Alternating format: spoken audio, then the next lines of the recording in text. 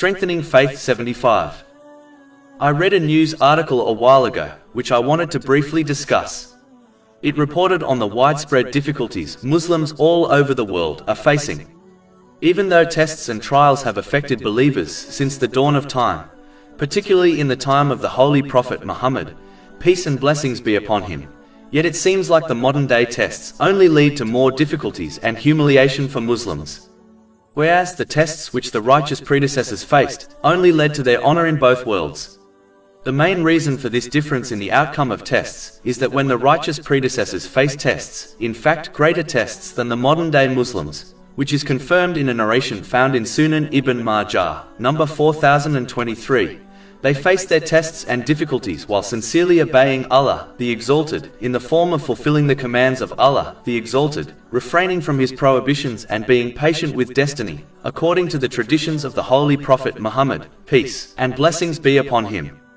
This resulted in them safely passing the test and receiving great honor and blessings from Allah, the Exalted, in both worlds. Chapter 16 An-Nahl, verse 97. Whoever does righteousness, whether male or female, while he is a believer, we will surely cause him to live a good life, and we will surely give them their reward in the hereafter according to the best of what they used to do. And chapter 24 An-Nur, verse 55. Allah has promised those who have believed among you and done righteous deeds that He will surely grant them succession to authority upon the earth just as He granted it to those before them, and that He will surely establish for them therein their religion which He has preferred for them, and that He will surely substitute for them after their fear security, for they worship Me, not associating anything with Me. But whoever disbelieves after that, then those are the defiantly disobedient. Whereas many Muslims in this day and age face tests, but do not remain steadfast on the obedience of Allah, the Exalted. They fail to understand that success and honor through tests is only granted to those who remain steadfast on the obedience of Allah, the Exalted, whereas being disobedient only leads to disgrace. Therefore, Muslims should not worship Allah, the Exalted, on an edge, whereby they are only obedient to Him in times of ease, and turn away from Him angrily and disobediently in times of difficulty. This is not real servanthood or obedience to Allah, the Exalted. Chapter 22 Al-Hajj, verse 11. And of the people is he who worships Allah on an edge. If he is touched by good, he is reassured by it, but if he is struck by trial, he turns on his face. He has lost this world and the hereafter. That is what is the manifest loss. Simply put, no action will aid Muslims in the long run if it is not based on the obedience of Allah, the Exalted. Disobedience will only lead from one difficulty to another, one disgrace to another. Chapter 4 An-Nisa, verse 147. What would Allah do with, i.e., gain from your punishment if you are grateful and believe? Strengthening Faith 76. I read a news article a while ago, which I wanted to briefly discuss. It reported on the last words spoken by famous people before they passed away. It is common for people to inquire and pay extra attention to the final words of others, whether they are passing away or leaving on a long journey. People have adopted this mentality, as they know that someone's last words are often true and are very important. Therefore, Muslims should reflect on the final verse of the Holy Quran to be revealed, which according to some scholars is chapter 2 Al-Baqarah, verse 281. And fear a day when you will be returned to Allah. Then every soul will be compensated for what it earned, and they will not be wronged, i.e., treated unjustly. Muslims should try to understand the importance of this verse, as it is the final words revealed to mankind from Allah, the Exalted. He chose to remind mankind of the Day of Judgment, and preparing for it over all other things He could have spoken about. Therefore, Muslims should understand the reality of this great day, so that they can prepare adequately for it. This is only achievable through the sincere obedience to Allah, the Exalted, which involves using the blessings He has granted them in ways pleasing to Him, as outlined in the Holy Quran and the traditions of the Holy Prophet Muhammad, peace and blessings be upon him. No deed, small or big, will be overlooked or forgotten. All will be held accountable for every breath they took on this earth. There will be no second chances nor an opportunity to make peace with Allah, the Exalted. If one has earned good, they will receive good. If they earned evil, then they may well find destruction. The other last words which are important to understand and act on is recorded in a narration found in Sunan Ibn Majah, number 2698. They are the last words of the Holy Prophet Muhammad, peace and blessings be upon him. He advised Muslims on the importance of establishing the obligatory prayers. Out of all the things he could have advised on, he chose to mention the obligatory prayers. This alone should make one understand the importance of establishing the obligatory prayers. In fact, according to a narration found in Jami' at-Tirmizi, number 2618, the prayer is the thing which separates disbelief from belief. Muslims feel disconnected from Allah, the Exalted, even though they believe in Him and call upon Him. But as most of them have failed to establish their obligatory prayers, meaning fulfill them with all their conditions and etiquettes, they have not maintained their bond with Allah, the Exalted. Muslims must understand that establishing the obligatory prayers is the first barrier which protects them from misguidance. One only needs to reflect on the people they know who became misguided, and in most cases the first step of their misguidance was failing to establish the obligatory prayers. When this barrier was destroyed, then misguidance and committing major sins became easy. Chapter 29 Al-Ankabut, verse 45. Indeed, prayer prohibits immorality and wrongdoing. Therefore, Muslims should act on the final words of the Holy Prophet Muhammad, peace and blessings be upon him, by correctly establishing their obligatory prayers and encourage their dependents, such as their children, to do the same. It is best to encourage them before it becomes obligatory on them, so that they become used to it by the time they reach this age. This has been indicated in a narration found in Sunan Abu Dawud, number 495. Muslims should not make up lame excuses when failing this duty, as Allah, the Exalted, does not burden someone with a duty they cannot fulfill. Chapter 2 Al-Baqarah, verse 286. Allah does not charge a soul except with that within its capacity. Strengthening Faith 77. I read a news article a while ago, which I wanted to briefly discuss. It reported on the drastic increase in the number of youth getting involved in crime. Muslims must understand an important principle which can prevent the youth from reaching this outcome. Even though there are many obligatory duties on Muslims, yet the greatest of them is establishing the obligatory prayers. This is when one performs the prayers while fulfilling all their conditions and etiquettes, such as performing them on time. This is because abandoning the obligatory prayers, in most cases, is the first step which leads to major sins and misguidance. This has been indicated in the Holy Quran. Chapter 29 Al-Ankabut, verse 45. Indeed, prayer prohibits immorality and wrongdoing. The obligatory prayers act as a barrier which protects one from this misguidance. But when destroys this barrier, it is only a matter of time before they become misguided. This has been warned in chapter 43 Az-Zukhruf, verse 36. And whoever is blinded from remembrance of the Most Merciful, we appoint for him a devil, and he is to him a companion. One only needs to reflect on the people they know who have become misguided, and they will realize that, in most cases, the first step of their misguidance was abandoning the obligatory prayers. Therefore, it is vital for Muslims to establish their obligatory prayers correctly and ensure their dependents, such as their children, do the same. Parents must be proactive by encouraging children to offer their prayers, even before they reach the age it becomes obligatory on them.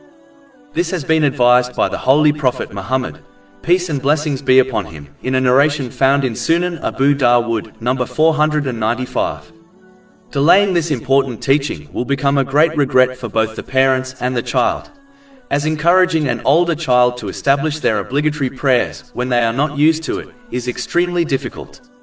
Parents should remember that they will answer for their failure to rightly guide their children on Judgment Day, as this was a duty on them.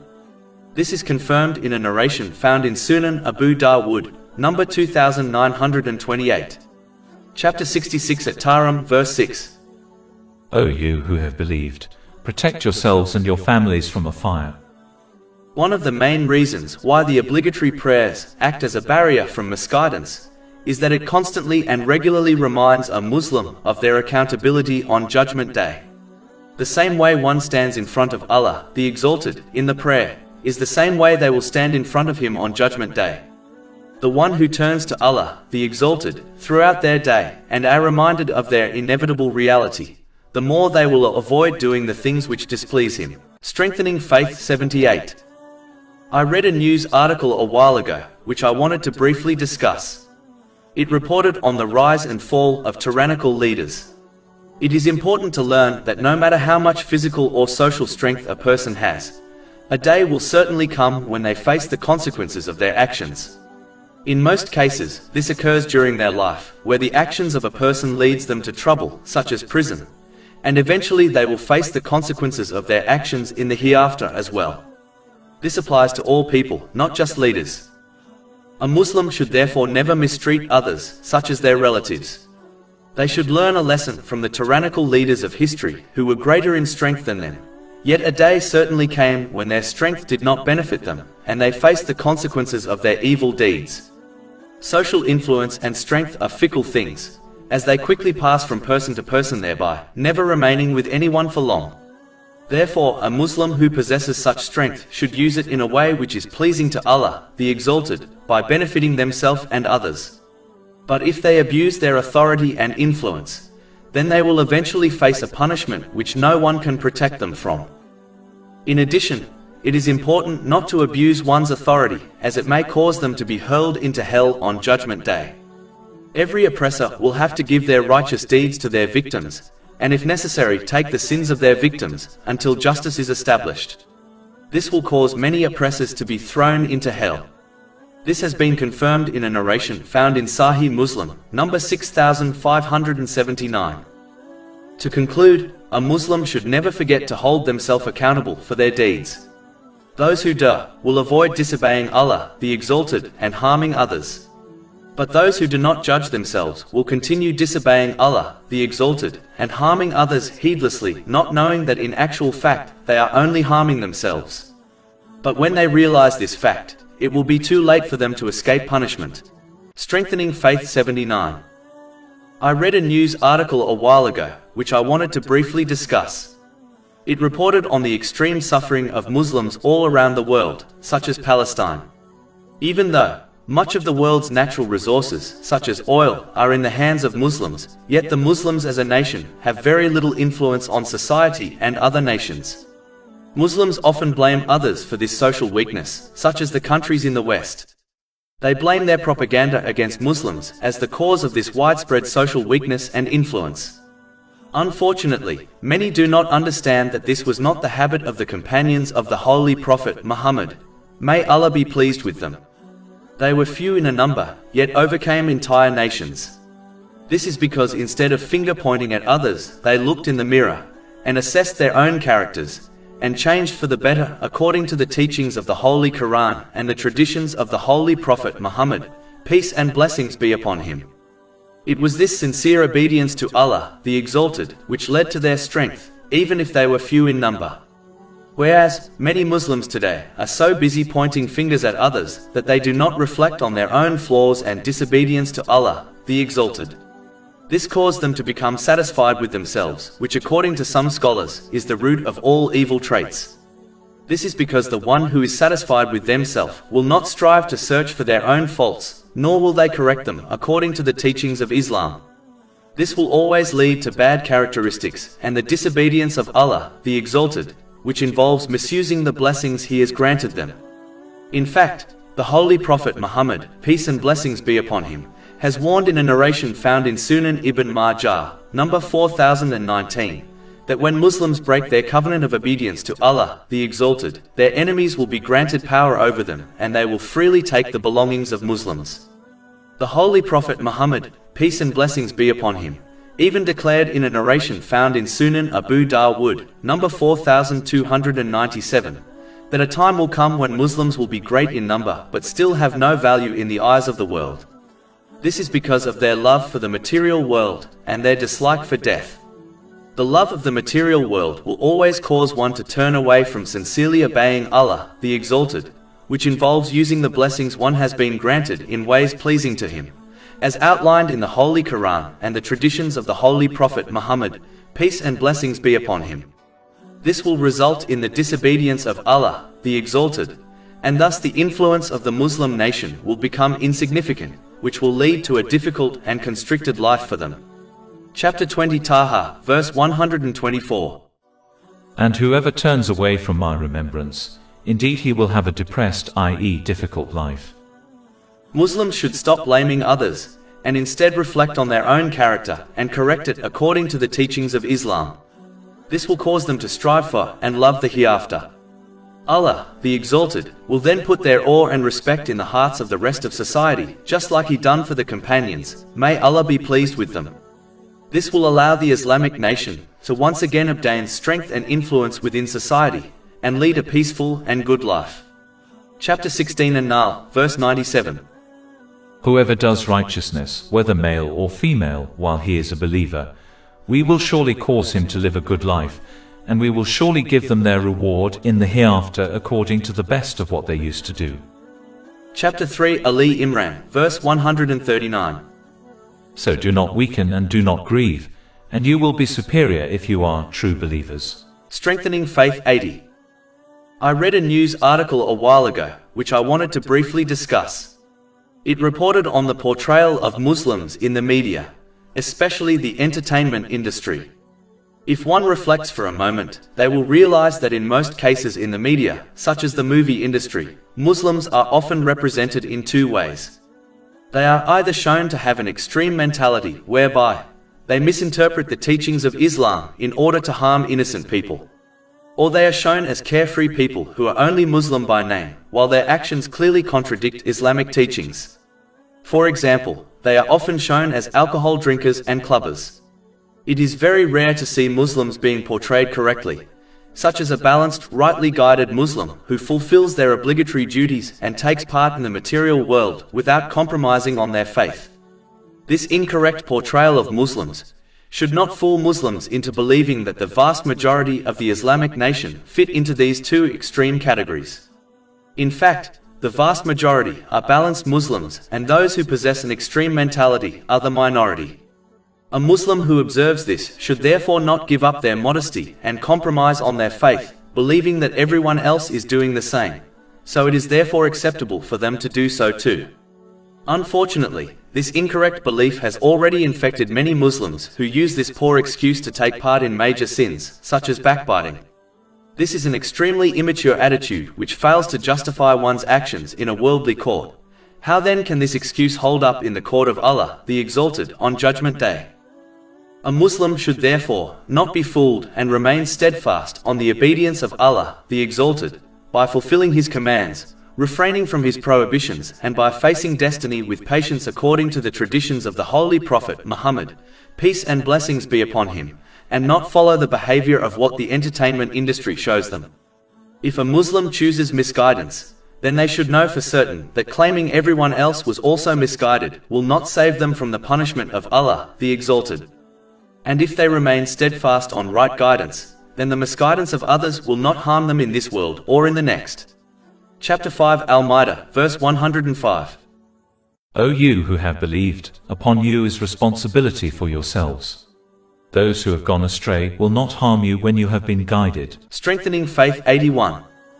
There are many narrations of the Holy Prophet Muhammad, peace and blessings be upon him, which advise mankind that whoever testifies that there is none worthy of worship except Allah, the Exalted, and that the Holy Prophet Muhammad, peace and blessings be upon him, is the servant and final messenger of Allah, the Exalted, will be saved from the fire of hell. One such example is found in Sahih Bukhari, number 128. The meaning of these narrations is that whoever dies while believing in this testimony will either enter paradise and escape hell, or they will enter hell to the extent of their sins, and then eventually be allowed into paradise where they will dwell forever. This has been advised in a narration found in Sahih Bukhari, number 7510. It is important to note that those who desire to enter paradise without entering hell first must not only declare their belief in Islam verbally, but they must also fulfill its conditions and obligations. The testimony of faith is undoubtedly the key to paradise, but a key needs teeth in order to unlock a specific door. The teeth of the key to paradise are its obligations and duties. Without M meaning, the key without its teeth will not open the door to paradise. This is proven through many narrations which indicate entry into paradise requires one to fulfill the conditions and duties of Islam. For example, a narration found in Sahih Bukhari, number 1397, indicates that the testimony must be supported by actions in the form of the pillars of Islam, such as establishing the obligatory prayers. The first part of the testimony, namely, there is none worthy of worship save Allah, the Exalted, means that Allah, the Exalted, is the only one who must be obeyed and never disobeyed. When one accepts Allah, the Exalted, as their God, they must not obey anything which leads to his disobedience, as Allah, the Exalted, alone is their master and they are only his slaves. But the moment one obeys anything which leads to the disobedience of Allah, the Exalted, then they have corrupted their belief in his oneness, which has been indicated in chapter 45 Al-Jatiyah, verse 23. Have you seen he who has taken as his God his own desire? The Holy Quran has warned Muslims that whoever commits sins is in reality worshipping the devil, as they have obeyed him over the obedience of Allah, the Exalted. Chapter 36 Yasin, verse 60. Did I not enjoin upon you, O children of Adam, that you not worship Satan, for indeed he is to you a clear enemy? The Muslims who reject their desires, the desires of others, and the commands of the devil, and instead only obey Allah, the Exalted, have truly taken Allah, the Exalted, as their God. These Muslims have been granted the protection of Allah, the Exalted, in both worlds. These Muslims have practically actualized the testimony of Islam, as they supported their verbal and internal claim with sincere actions according to the traditions of the Holy Prophet Muhammad, peace and blessings be upon him. When one acts according to his traditions, they have fulfilled the second aspect of the testimony, namely, the Holy Prophet Muhammad, peace and blessings be upon him, is the servant and final messenger of Allah, the Exalted. These Muslims are the ones referred to in a narration found in Sahih Bukhari, number 128. It advises they will be saved from the hellfire by Allah, the Exalted. The person who declares Islam with the tongue and internally accepts it is undoubtedly a Muslim, but their true sincere belief in the oneness of Allah, the Exalted, is diminished according to their sins. An aspect of truly acting on the testimony is sincerely loving Allah, the Exalted. In fact, the Holy Prophet Muhammad, peace and blessings be upon him, has indicated this in a narration found in Sunan Abu Dawood, number 4681. It advises that this is an aspect of perfecting one's faith. This is when one loves what Allah, the Exalted, loves and hates what he hates. As this was the characteristic of the Holy Prophet Muhammad, peace and blessings be upon him, according to a narration found in Sunan Ibn Majah, number 2333, Muslims have been commanded to follow him. Chapter 3 Ali Imran, verse 31. Say, if you should love Allah, then follow me, so Allah will love you and forgive you your sins. It is clear from Islamic teachings that loving what Allah, the Exalted, hates and disliking what Allah, the Exalted, loves is a clear indication of a person following their own desires and obeying them over Allah, the Exalted. This attitude reduces one's belief in the oneness of Allah, the Exalted. The following verse makes it clear that adopting this mentality is a deviation from true belief in the testimony of Islam. Chapter 9 at Tawbah, verse 24. Say, if your fathers, your sons, your brothers, your wives, your relatives, wealth which you have obtained, commerce wherein you fear decline, and dwellings with which you are pleased are more beloved to you than Allah and his messenger and striving in his cause, then wait until Allah executes his command. And Allah does not guide the defiantly disobedient people. The one who worships Allah, the Exalted, according to their own desires, worships him on the edge. Meaning, when they face times of ease they become pleased, but when they encounter difficulties, they turn away from his obedience in anger. Chapter 22 Al-Hajj, verse 11. And of the people is he who worships Allah on an edge. If he is touched by good, he is reassured by it, but if he is struck by trial, he turns on his face. He has lost this world and the hereafter. That is what is the manifest loss. A narration found in Sahih Bukhari, number 6502, informs Muslims how to correctly believe and act on the testimony of faith, which prevents one being harmed by the fire of hell in the next world. This is to first complete the obligatory duties correctly, while fulfilling all their conditions and etiquettes. Then one must add to this by performing voluntary righteous deeds, the best of which are the established traditions of the Holy Prophet Muhammad, peace and blessings be upon him. This leads to the love of Allah, the Exalted, and causes Allah, the Exalted, to empower every organ of their body so that they only obey Him. This true and sincere obedience is the fulfillment of the testimony of faith. This is the sound heart which contains only the love of Allah, the Exalted, and is free of worldly desires and the love of the material world. Chapter 26 Ash-Shu'ara, verses 88 to 89. The day when there will not benefit anyone wealth or children, but only one who comes to Allah with a sound heart. It is important to note, this does not mean a Muslim becomes free from committing sins, but it means they sincerely repent from them whenever they are rarely committed. To conclude, it is vital for Muslims to not only declare the testimony of Islam internally and verbally, but they must also show it in their actions, as this is the only way to achieve true success in this world and completely escape punishment in the next world also. Strengthening Faith 82. Financial interest denotes the amount that a lender receives from a borrower at a fixed rate of interest. At the time of the revelation of the Holy Quran, many forms of interest transactions were practiced. Of these, one was that the vendor sold an article and fixed a time limit for the payment of the price, stipulating that if the buyer failed to pay within the specified period of time, they would extend the time limit, but increase the price of the article. Another was that a person loaned a sum of money to another person, and stipulated that the borrower should return a specified amount in excess of the amount loaned within a given time limit. A third form of interest transaction was that the borrower and vendor agreed that the former would repay the loan within a certain limit at a fixed rate of interest, and that if they failed to do so within the limit, the lender would extend the time limit but at the same time would increase the rate of interest. It is transactions such as these that the injunctions mentioned here apply. Those who believe this fail to differentiate between the profit gained from lawful investment and financial interest. As a result of this confusion, some argue that if profit on money invested in a business is lawful, why should the profit made from a loan be deemed unlawful? They argue that instead of a person investing their wealth, they loan it to somebody who in turn makes a profit out of it. In such circumstances, why should the borrower not pay the lender a part of the profit? They fail to recognize that no business venture is immune from risk. No venture carries an absolute guarantee of profit.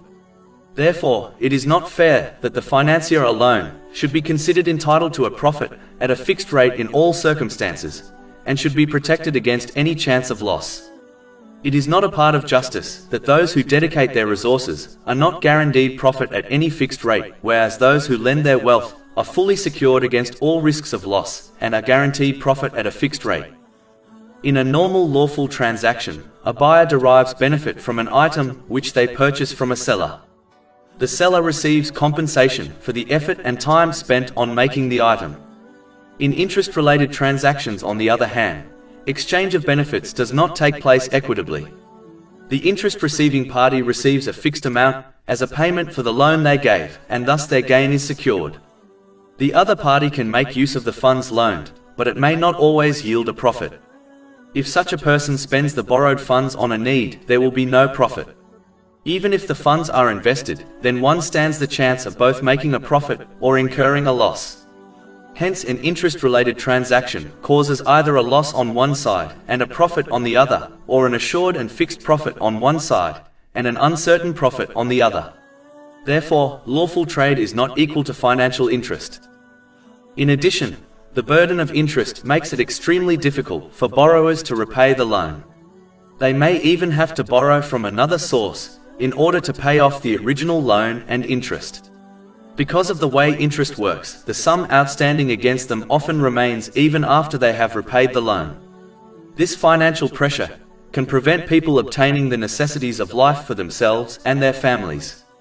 This stress can lead to many physical and mental problems. Ultimately, in this type of system, only the rich get richer while the poor get poorer. Even though dealing with financial interest may outwardly seem that a person gains wealth, but in reality, it only causes an overall loss to them. This loss can take many forms. For example, it may lead them to losing good and lawful business dealings they could have obtained if they refrained from dealing with financial interest. Allah, the Exalted, may cause them to use their wealth in ways which do not please them. For example, they may encounter physical ailments which causes them to spend their precious unlawful wealth, thereby failing to use it in ways pleasing to them. The overall loss has a spiritual aspect also. The more they deal with financial interest, the greater their greed becomes, meaning their greed for worldly things is never satisfied, which by definition makes them poor even if they possess much wealth. These people will go from one worldly issue to another throughout the day, failing to achieve contentment, as they lost the grace which accompanies lawful business and wealth. This may even push them towards gaining more unlawful wealth through financial interest and other means. The loss in the hereafter is more obvious. They will be left empty-handed on the day of judgment, as no good deed which is rooted in the unlawful, such as giving charity with unlawful wealth, is accepted by Allah, the Exalted. It does not take a scholar to determine where this person is likely to end up on Judgment Day. There is a huge difference between lawful business transactions and interest-related transactions. The former plays a beneficial role in society, whereas the latter leads to its decline. By its very nature, interest breeds greed, selfishness, apathy, and cruelty towards others. It leads to the worship of wealth and destroys compassion and unity with others. Thus it can ruin society from both an economic and a moral viewpoint. Charity, on the other hand, is the outcome of generosity and compassion. Due to mutual cooperation and goodwill, the society will develop positively, which in turn benefits everyone. It is obvious that if there is a society whose individuals are selfish in their dealings with one another, in which the interests of the rich are directly opposed to the interests of the common people, that society does not rest on stable foundations. In such a society, instead of love and compassion, there is bound to grow mutual spite and bitterness. To conclude, when people fulfill their own needs and the needs of their dependents, and then spend in charitable ways with their surplus wealth, or take part in mutually lawful business ventures, then the trade, industry, and agriculture in such a society will improve. The standard of living within the society will rise and production in it will be much higher than in societies where economic activity is constricted by financial interest. Strengthening Faith 83. Severe warnings over failing to donate the obligatory charity have been given in the Holy Quran and the narrations of the Holy Prophet Muhammad, peace and blessings be upon him. For example, a narration found in Sahih Bukhari, number 1403, warns that the person who does not donate their obligatory charity will encounter a large poisonous snake which will continuously bite them on the Day of Judgment. Chapter 3, Ali Imran, verse 180. And let not those who greedily withhold what Allah has given them of His bounty ever think that it is better for them. Rather, it is worse for them. Their necks will be encircled by what they withheld on the day of resurrection. According to a narration found in Sunan Ibn Majah, number 4019, when the members of a society withhold the obligatory charity, Allah, the Exalted, will withhold rain, and if it was not for the animals, He would not let it rain at all. This major sin is therefore one potential cause of the long periods of drought some nations face. Not offering the obligatory charity is a sign of extreme greed, as it is only an extremely tiny portion of one's wealth, namely 2.5%. It is clear that the miser is far from Allah, the Exalted, the people, and close to hell. This is confirmed in a narration found in Jami' at-Tirmidhi, number 1961. Muslims must understand that donating the obligatory charity does not only protect them from punishment, but it leads to blessings in one's life which far outweigh the wealth they donated. In fact, the Holy Prophet Muhammad, peace and blessings be upon him, has made it clear in a narration found in Sahih Muslim, number 6592, that charity does not decrease one's wealth. This means that when one donates, Allah, the Exalted, compensates them. For example, He provides them with business opportunities which cause them to gain more wealth than they donated. This repayment is confirmed in many places of the Holy Quran, for example, chapter 57 Al-Hadid, verse 11. Who is it that would loan Allah a goodly loan, so He will multiply it for him and he will have a noble reward? In addition, This narration could indicate that as each person's provision is pre-recorded, whatever wealth which is destined to be spent on them will never change irrespective of how much wealth a person donates. This is confirmed in a narration found in Sahih Muslim, number 6748. A Muslim must therefore avoid the wrath of Allah, the Exalted, by donating a very small fraction of their wealth in the form of the obligatory charity, while hoping for a reward which is much greater both in this world and the next. Strengthening Faith 84. A great obstacle to the obedience of Allah, the Exalted, is weakness of faith. It is a blameworthy characteristic, which gives rise to other negative characteristics, such as failing to act on one's knowledge, fearing others, placing the obedience of people above the obedience to Allah, the Exalted, having hope in forgiveness without striving for it, and other undesired characteristics. The greatest affliction of weakness of faith is that it allows one to commit sins, such as neglecting the obligatory duties. The root cause of weakness of faith is ignorance of Islam. One should strive to gain knowledge in order to strengthen their faith. With time they will eventually reach certainty of faith, which is so strong that it safeguards a person through all tests and trials and ensures they fulfill their duties both religious and worldly. This knowledge is obtained when one studies the teachings of the Holy Quran and the narrations of the Holy Prophet Muhammad, peace and blessings be upon him. Specifically, those teachings which discuss the promises of reward for those who are obedient and the punishment for those who are disobedient to Allah, the Exalted. This creates fear of punishment and hope of reward in a Muslim's heart, which acts like a pull and push mechanism towards the obedience of Allah, the Exalted. One can strengthen their faith by reflecting on the creations within the heavens and the earth. When done correctly, this clearly indicates the oneness of Allah, the Exalted, and His infinite power. Chapter 41 Fussilat, verse 53. We will show them our signs in the horizons and within themselves until it becomes clear to them that it is the truth. For example, if a Muslim ponders over the night and day, and how perfectly in sync they are, and the other things linked to them, they will truly believe that this is not a random thing, meaning there is a force which ensures everything runs like clockwork. This is the infinite power of Allah, the Exalted. In addition, if one ponders over the perfect timing of the night and day, they will realize it clearly indicates that there is only one God, namely Allah, the Exalted. If there were more than one God, each God would desire the night and day to occur according to their own desires. This would lead to utter chaos, as one God might desire the sun to rise, whereas the other God might desire the night to continue. The perfect uninterrupted system found within the universe proves there is only one God, namely Allah, the Exalted. Chapter 21 Al-Anbiya, verse 22. Had there been within them, i.e. the heavens and earth gods besides Allah, they both would have been ruined. Another thing which can strengthen one's faith is to persist in righteous deeds and abstain from all sins. As faith is belief supported by actions, it weakens when sins are committed, and strengthens when good deeds are performed. For example, the Holy Prophet Muhammad, peace and blessings be upon him, once warned in a narration found in Sunan an-Nasai, number 5662, that a Muslim is not a believer when they drink alcohol. Strengthening Faith 85. A great obstacle to the obedience of Allah, the Exalted, is earning and using unlawful wealth. This is a major sin and must be avoided at all costs. It is clear from the Holy Quran and the narrations of the Holy Prophet Muhammad, peace and blessings be upon him, that Allah, the Exalted, does not accept any righteous deed which has a foundation in the unlawful. For example, the one who earns unlawful wealth and then uses it to perform the holy pilgrimage will find that they have wasted their time, and apart from sins they have gained nothing. This attitude completely contradicts possessing the fear of Allah, the Exalted.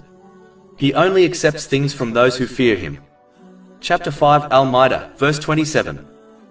Indeed, Allah only accepts from the righteous who fear Him. A narration found in Sahih Bukhari, number 1410, warns that Allah, the Exalted, only accepts lawful wealth which is spent to please Him.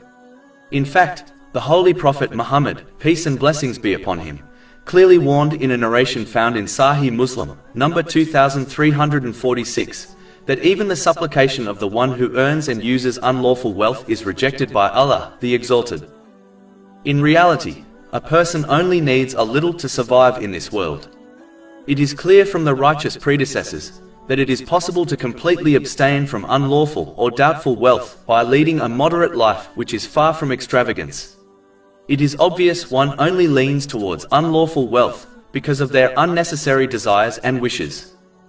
To conclude, it is important for Muslims to avoid the four major obstacles to the obedience of Allah, the Exalted, which have been discussed in this short book. The first step is to obtain correct Islamic knowledge from a reliable source. Then one must strive to act on it by fulfilling their obligatory duties, the traditions of the Holy Prophet Muhammad, peace and blessings be upon him, and their worldly responsibilities, all sincerely for the pleasure of Allah, the Exalted. This attitude will lead one around the obstacles to the obedience of Allah, the Exalted, and safely guide them to the gates of paradise. Strengthening Faith 86. In a narration found in Sunan Ibn Majah, number 2141, the Holy Prophet Muhammad, peace and blessings be upon him, advised that wealth is not bad as long as the one who possesses it has piety. He added that good health was better than wealth, and concluded that being cheerful is a blessing. The Muslim who possesses piety will always spend their wealth in the correct way, namely, in ways pleasing to Allah, the Exalted. So for them, it will become a blessing in both worlds. It is important to note, spending in the correct way goes beyond charity and includes all types of lawful useful spending which is void of excessiveness, wasting or extravagance, such as spending on one's necessities and the necessities of their dependents. This has been advised in a narration found in Sahih Bukhari, number 4006. Piety is only achieved by learning and acting on Islamic knowledge. Chapter 35 Fatir, verse 28. Only those fear Allah from among his servants who have knowledge. This knowledge will ensure a Muslim understands how to use their wealth and their other worldly blessings correctly. They will understand that using these blessings correctly leads to peace and success in both worlds, whereas misusing them leads to stress and difficulties in both worlds. Chapter 16 An-Nahl, verse 97. Whoever does righteousness, whether male or female, while he is a believer, we will surely cause him to live a good life, and we will surely give them their reward in the hereafter according to the best of what they used to do. Even though this type of wealth is a great blessing, but having good health whereby one fulfills all their practical duties to Allah, the Exalted, and the creation independently, is a greater blessing. This is obvious as the rich happily spend their wealth in order to remain healthy and avoid sickness. One should therefore make use of their good health by striving in the obedience of Allah, the Exalted, by fulfilling His commands, refraining from His prohibitions, and by performing voluntary righteous deeds, such as offering their obligatory prayers at the mosque with congregation, and by performing voluntary fasts, before a day comes when they lose their good health and are left with regrets. Finally, it is important for Muslims to adopt positive characteristics, such as cheerfulness, as this is not only the tradition of the Holy Prophet Muhammad, peace and blessings be upon him, but also helps to tackle the different difficulties and tests one will face during their life. The one who adopts a positive mindset will more easily be patient during these times. Whereas, those who adopt a general negative and pessimistic mentality will become more easily impatient and disobedient to Allah, the Exalted, during times of difficulties. A Muslim should regularly review the countless blessings they were granted, in order to maintain a positive mindset. In addition, they must gain and act on Islamic knowledge, as this will encourage them to understand the reality that Allah, the Exalted, only decrees what is best for people, even if this is not obvious to them. Chapter 2 Al-Baqarah, verse 216. But perhaps you hate a thing and it is good for you, and perhaps you love a thing and it is bad for you. And Allah knows while you know not. Strengthening Faith 87. I had a thought which I wanted to share. I was pondering over the countless people in this world, and the countless different paths they are journeying down. This in itself is an indication of the infinite power of Allah, the Exalted. Even though there are billions of people, yet no two people walk the exact same path in life.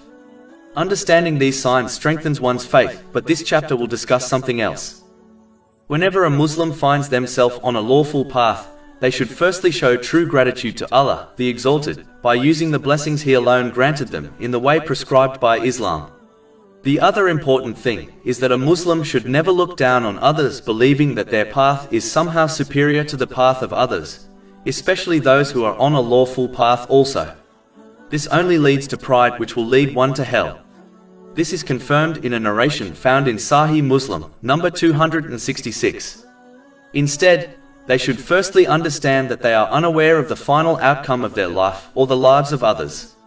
Someone on an unlawful path can easily sincerely repent and be saved before death. Secondly, in the case of others on a lawful path, a Muslim should understand that each person has been granted the best path for them, which differs from the best possible path of others. For example, one Muslim may spend most of their time in a mosque, and another Muslim may spend most of their time on lawful worldly things, such as an occupation. The first Muslim is not better than the second, as each person is on the best path for them. If they swapped places, it would most likely lead them to destruction. For example, if they swapped, the one who now spends time in a mosque could adopt pride and thus be destroyed. So it is better for them to be involved in lawful worldly things. On the other hand, the other Muslim who now dedicates most of their time to the material world could get lost in it and head towards the unlawful. So it would be better for this Muslim to spend most of their time in a mosque. Therefore, Muslims should never be jealous nor look down upon each other, as each person is on the best possible path for them, as long as this path is lawful. This attitude will always lead to humility and mutual love for each other, and according to a narration found in Jami' at-Tirmidhi, number 2510, sincerely loving each other for the sake of Allah, the Exalted, is a characteristic which leads one to paradise. It is important to note, this discussion does not mean one should not try to improve themselves by acting on the teachings of Islam. It means they should be happy for others who are journeying down a lawful path. Strengthening Faith 88. I had a thought which I wanted to share. One of the powerful weapons the devil uses in order to misguide people is to beautify an element of this world in order to create a fantasy which looks appealing. Chapter 16 An-Nahl, verse 63. By Allah, we did certainly send messengers to nations before you, but Satan made their deeds attractive to them. When a person observes others, the devil will take a snapshot of that moment and beautify it in such a way that the person creates a whole fantasy world from it in their mind. For example, a person will observe a family who took a selfie while on holiday, and this single moment is taken out of context by the person, so that it distracts from obeying Allah, the Exalted, which involves using the blessings He has granted them in ways pleasing to Him. For example, they might get jealous of the family and their moment of happiness on their holiday. Jealousy always leads to other negative traits, such as bitterness. It may also cause them to belittle the good things Allah, the Exalted, has granted them. The one who behaves in this manner can never be grateful to Allah, the Exalted.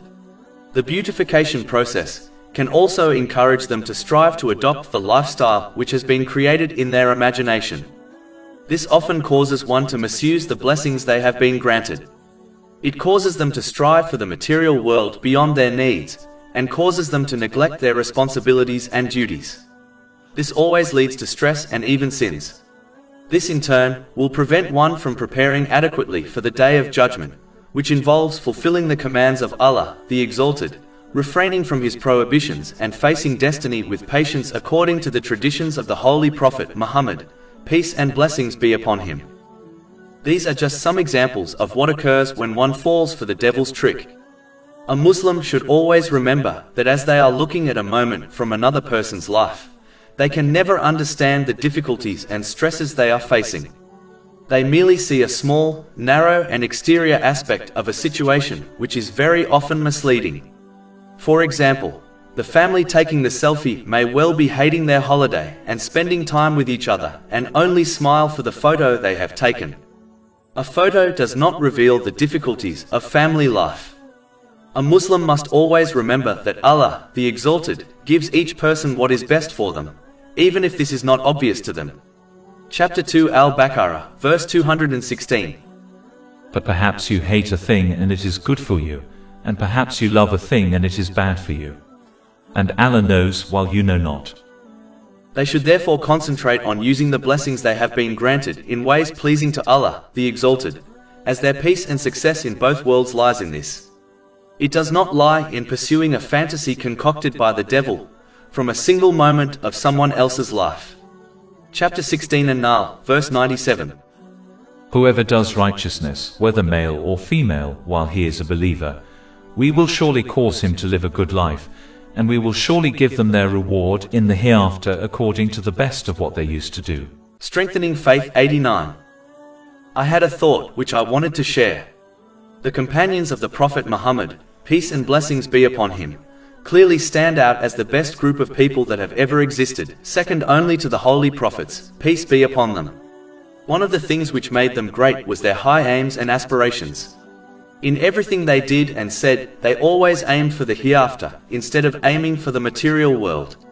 Even if one removes their abundant worship and only observes their daily activities, they will clearly see a group of people who truly believed in the hereafter, as the majority of their daily efforts were dedicated to the hereafter, as they always used the blessings they were granted in ways pleasing to Allah, the Exalted, and avoided using them in vain and sinful ways. On the other hand, if one removes the obligatory prayers from a modern Muslim's daily life, they will not be able to differentiate them by their daily activities from a non-Muslim. This is only because of their low aspirations and aims. Meaning, the vast majority of their efforts are dedicated to this material world, just like a non-Muslim. One should not fool themselves into believing that they are doing the same thing as the companions, may Allah be pleased with them, did. Yes, the companions, may Allah be pleased with them, took part in business and raised families, but the way they did these things were totally rooted in the teachings of Islam. They earned and spent only in ways pleasing to Allah, the Exalted, and avoided anything which would not benefit them in the hereafter. How many Muslims can claim they behave in this way? The companions, may Allah be pleased with them, got married, but they chose a spouse based completely on the teachings of Islam, and strived hard to fulfill the rights of their spouse according to the teachings of Islam, instead of according to their own desires. How many Muslims can claim they behave in this manner? The companions, may Allah be pleased with them, raised children by teaching them the Holy Quran and the traditions of the Holy Prophet Muhammad, peace and blessings be upon him, and taught them to prioritize preparing for the hereafter over this world, by using the blessings they were granted in ways pleasing to Allah, the Exalted.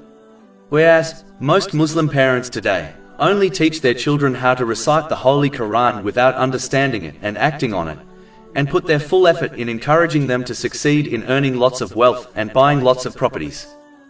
Modern Muslims do copy the actions of the companions, may Allah be pleased with them, but as their aims and aspirations are focused on the material world, they are very apart from the companions, may Allah be pleased with them.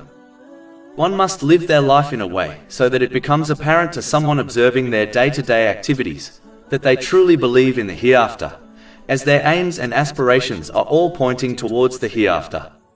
This is achieved when one uses the blessings they have been granted in ways pleasing to Allah, the Exalted, as outlined in the Holy Quran and the traditions of the Holy Prophet Muhammad, peace and blessings be upon him. One cannot behave like this only during the 5 obligatory prayers, which takes less than an hour of a day, and instead show this attitude in every action and word. This was the attitude of the companions, may Allah be pleased with them, and is one of the reasons behind their greatness. Strengthening Faith 90. I had a thought which I wanted to share. One of the main delusions of this world, and a weapon of the devil, is when one convinces themselves that they are different from others, and will therefore not share the fate of the vast majority of people who adopted a certain way of life and path. For example, many people who are not rich and famous observe celebrities who are drowned in mental disorders such as anxiety, stress, and substance addiction, as a consequence of their way of life, and they falsely believe that if they were granted fame and fortune, their outcome would somehow be different. How many Muslims claim that if they were granted abundant wealth, like the billionaires of this world, they would eradicate world poverty? This particular attitude has even been mentioned in the Holy Quran. Chapter 9 at Tawbah, verses 75 to 76. And among them are those who made a covenant with Allah, saying, if he should give us from his bounty, we will surely spend in charity, and we will surely be among the righteous. But when he gave them from his bounty, they were stingy with it and turned away while they refused. Another common example is when one chooses a person of bad character to marry, even though their relatives and friends warn them against it. But they foolishly believe that unlike the vast majority of people who married someone of bad character and suffered as a result, they will not meet this fate, and instead somehow reform their spouse so they become a model Muslim and citizen. A final common example, similar to the one mentioned earlier, is that even though Islam recommends and encourages Muslims to only earn the lawful wealth they need to fulfill their necessities and responsibilities, as the majority of people who earn more than this only become greedy or wasteful and extravagant, yet many Muslims ignore the outcome of the majority and claim that they will be different and will only spend their excessive wealth in ways pleasing to Allah, the Exalted. If this was true, there would be no poverty in the world. The truth is that even though people possess different characteristics, yet people are still people.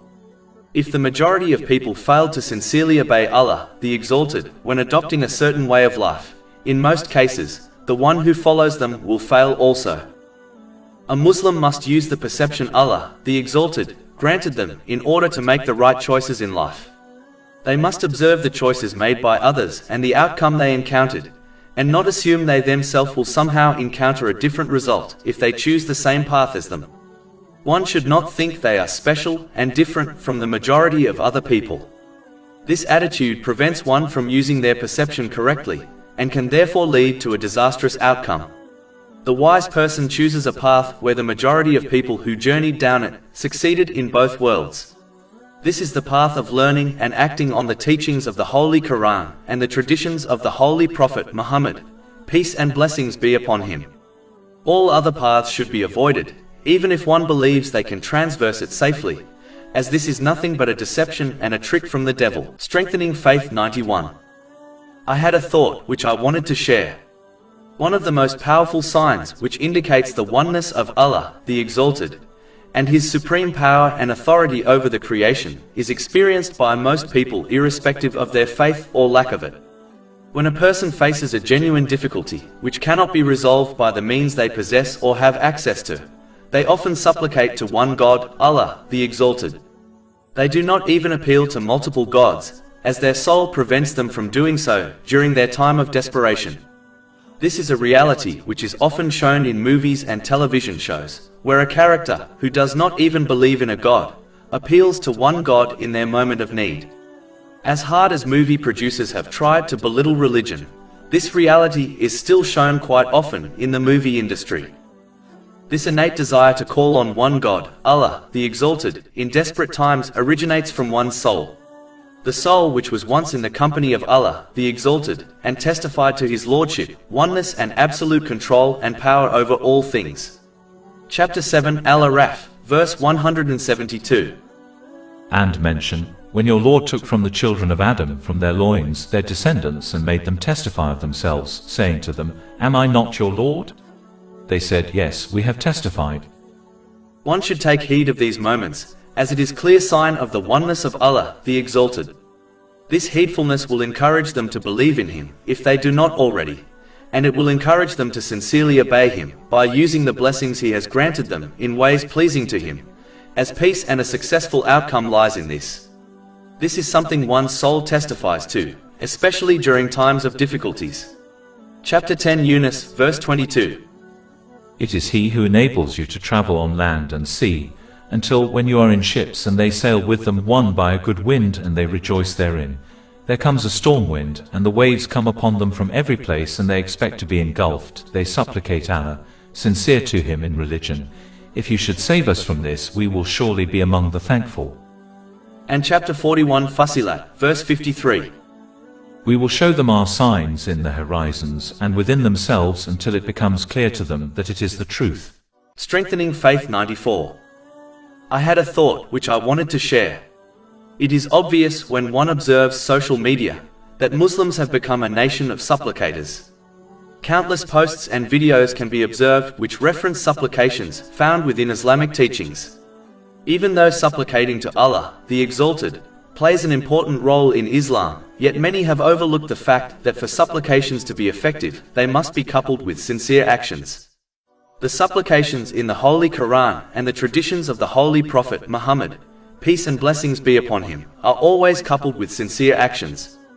For example, chapter 2 Al-Baqarah, verses 127 to 129. And mention when Abraham was raising the foundations of the house and with him Ishmael, saying, Our Lord, accept this from us. Indeed, you are the hearing, the knowing. Our Lord, and make us Muslims in submission to you, and from our descendants a Muslim nation in submission to you. And show us our rights of worship and accept our repentance.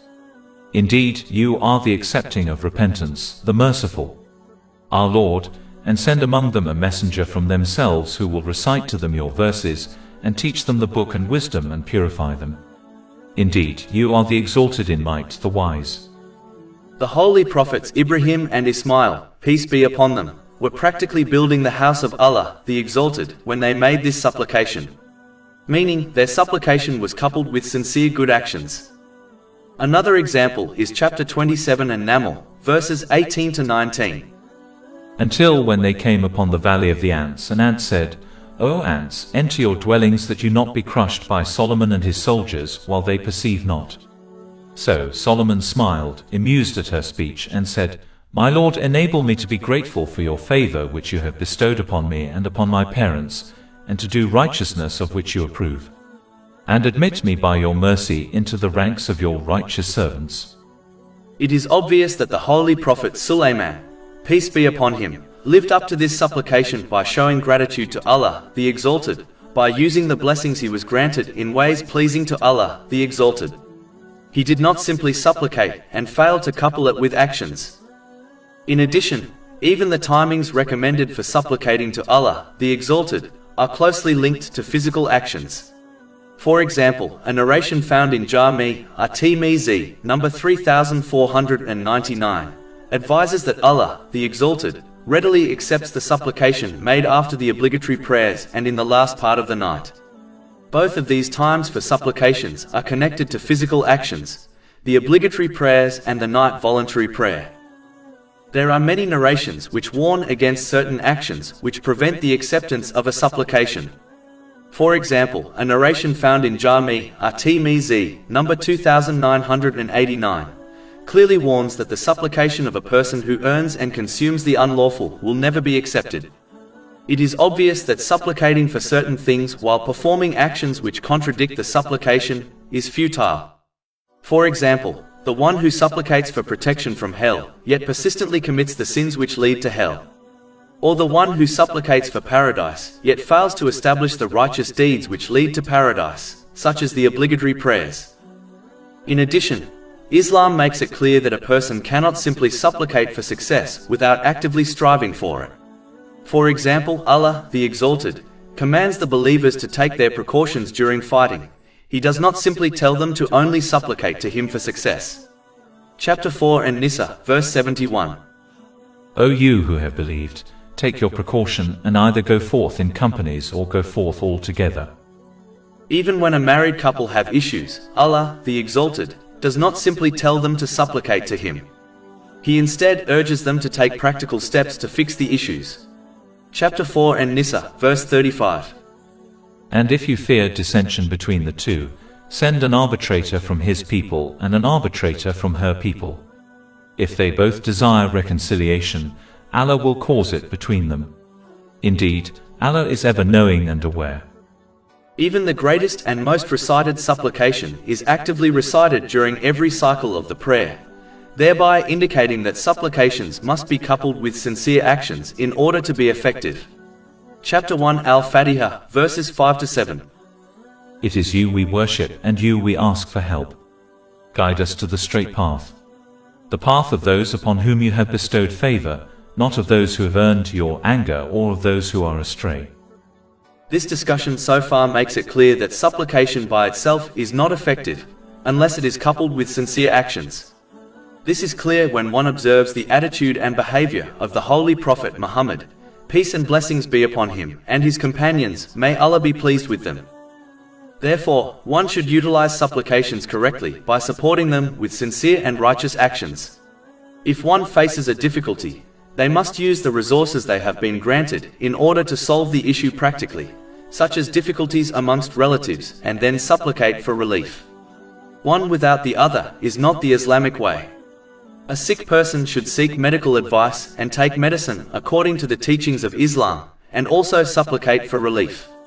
A person desiring a child must get married first and try having a child with their spouse, and then supplicate for it to occur. A person who desires to pass their exam must study and then supplicate for success. One must practically aid others in difficulty according to their means, such as financial support, and also supplicate to Allah, the Exalted, on their behalf.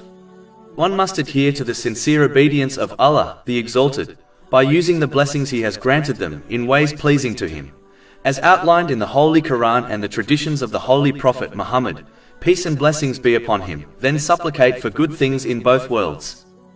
Unfortunately, becoming a lazy nation of supplicators who fail to couple their supplications with sincere and righteous actions is one of the major reasons why the Islamic nation as a whole and the faith of the individual Muslims has dramatically weakened over time. Strengthening Faith 95.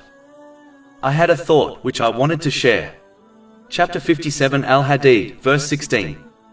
Has the time not come for those who have believed that their hearts should become humbly submissive at the remembrance of Allah and what has come down of the truth? And let them not be like those who were given the scripture before, and a long period passed over them, so their hearts hardened. This verse indicates that as time progressed, the people of the book treated their faith as a bunch of empty practices, just like one fulfills cultural practices. The issue with treating faith like a cultural practice is that with the passing of time, people give up cultural practices. For example, one will often observe a father who dresses according to his culture and heritage, yet their child will dress according to a different culture. Therefore, as time passed for the people of the book, they eventually abandoned practicing on their faith, as they were nothing but empty practices to them, and their faith became just an empty shell whereby people claimed to believe, yet failed to practice their religion. This is quite evident when one observes people today, who claim to follow certain religions, yet do not act upon their teachings at all. Once upon a time, their religious institutions were always full of devoted learners and worshippers. Now they are empty.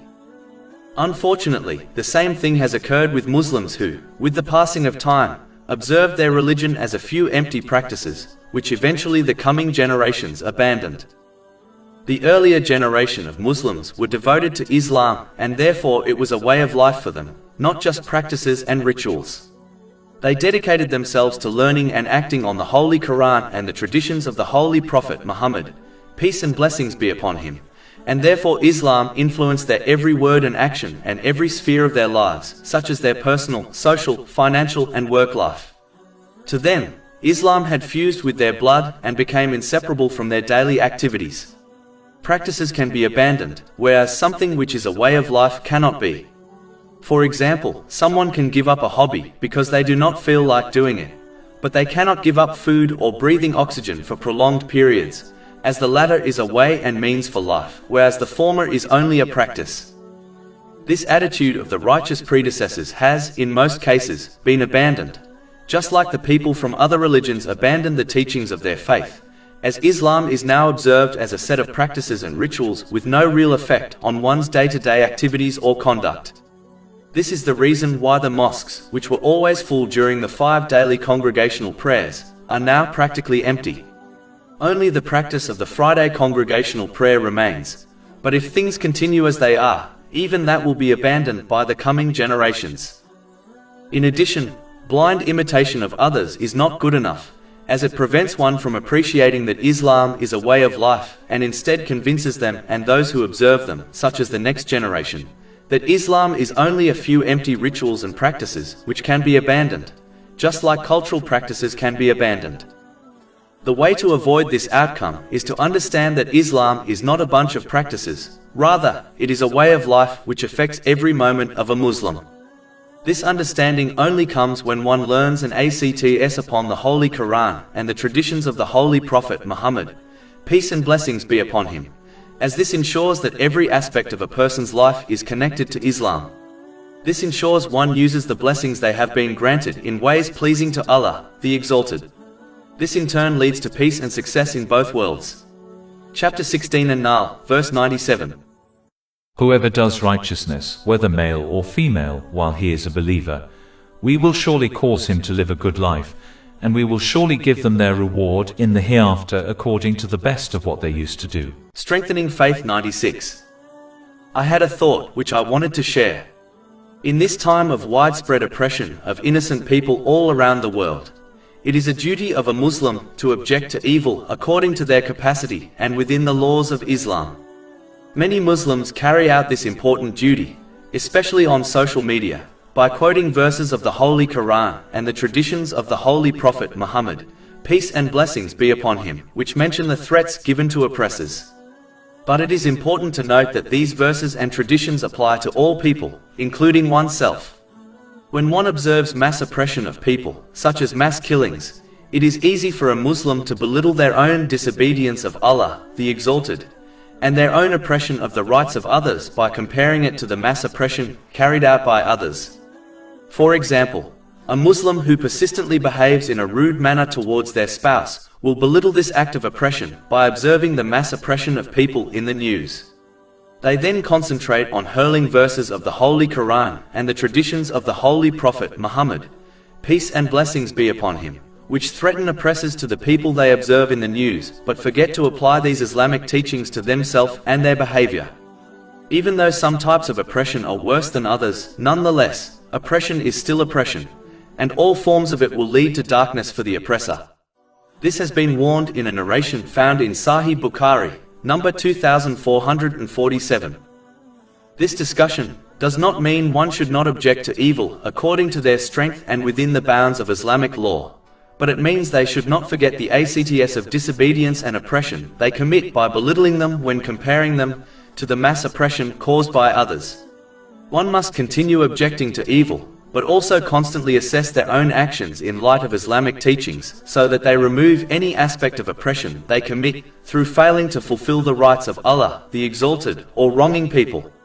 Otherwise, they may well find that on Judgment Day, they are raised with the very oppressors they objected to during their life on earth. Chapter 14 Ibrahim, verse 42. And never think that Allah is unaware of what the wrongdoers do. He only delays them, i.e., their account, for a day when eyes will stare in horror. Strengthening Faith 97. I had a thought which I wanted to share. Every Muslim, irrespective of the strength of their faith, believes in the reality of Judgment Day, as this is one of the main pillars of faith. But the strength of one's belief in Judgment Day varies between Muslims. Even though assessing someone's exact level of belief in Judgment Day is beyond the capability of humans, as this is a hidden matter, yet there are some signs which do indicate the strength of one's belief. One of these signs is how much or little a Muslim is dedicated to learning and acting upon the two sources of guidance, the Holy Quran and the traditions of the Holy Prophet Muhammad, peace and blessings be upon him. The stronger one's belief in Judgment Day, the more they will practically prepare for it. This is only possible when one learns an acts on the two sources of guidance, which in turn shows them how to use the blessings they have been granted in ways pleasing to Allah, the Exalted. So the stronger one's belief in Judgment Day, the more they will practice on the two sources of guidance, and the weaker one's belief, the less they will practice on the two sources of guidance. This is why the one who does not believe in Judgment Day will not bother with the two sources of guidance, as they have no need to prepare for something they do not believe in. From this, one can assess how much they truly believe in the Day of Judgment.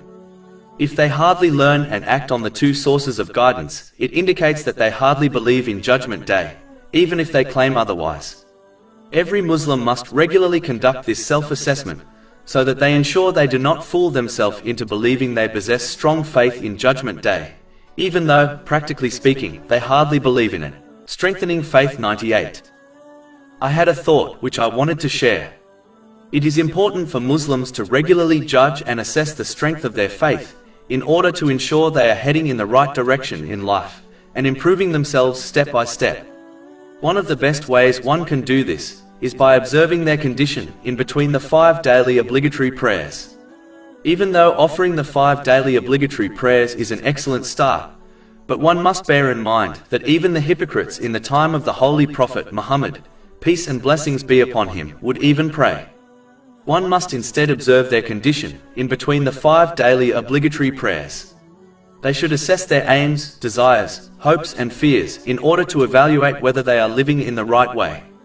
All of these things influences how one uses the blessings they have been granted by Allah, the Exalted. The more one focuses their aims, desires, hopes and fears on the obedience of Allah, the Exalted, and preparing for the hereafter, the more they will use the blessings they have been granted in ways pleasing to Him. This has been outlined in the Holy Quran and the traditions of the Holy Prophet Muhammad, peace and blessings be upon him.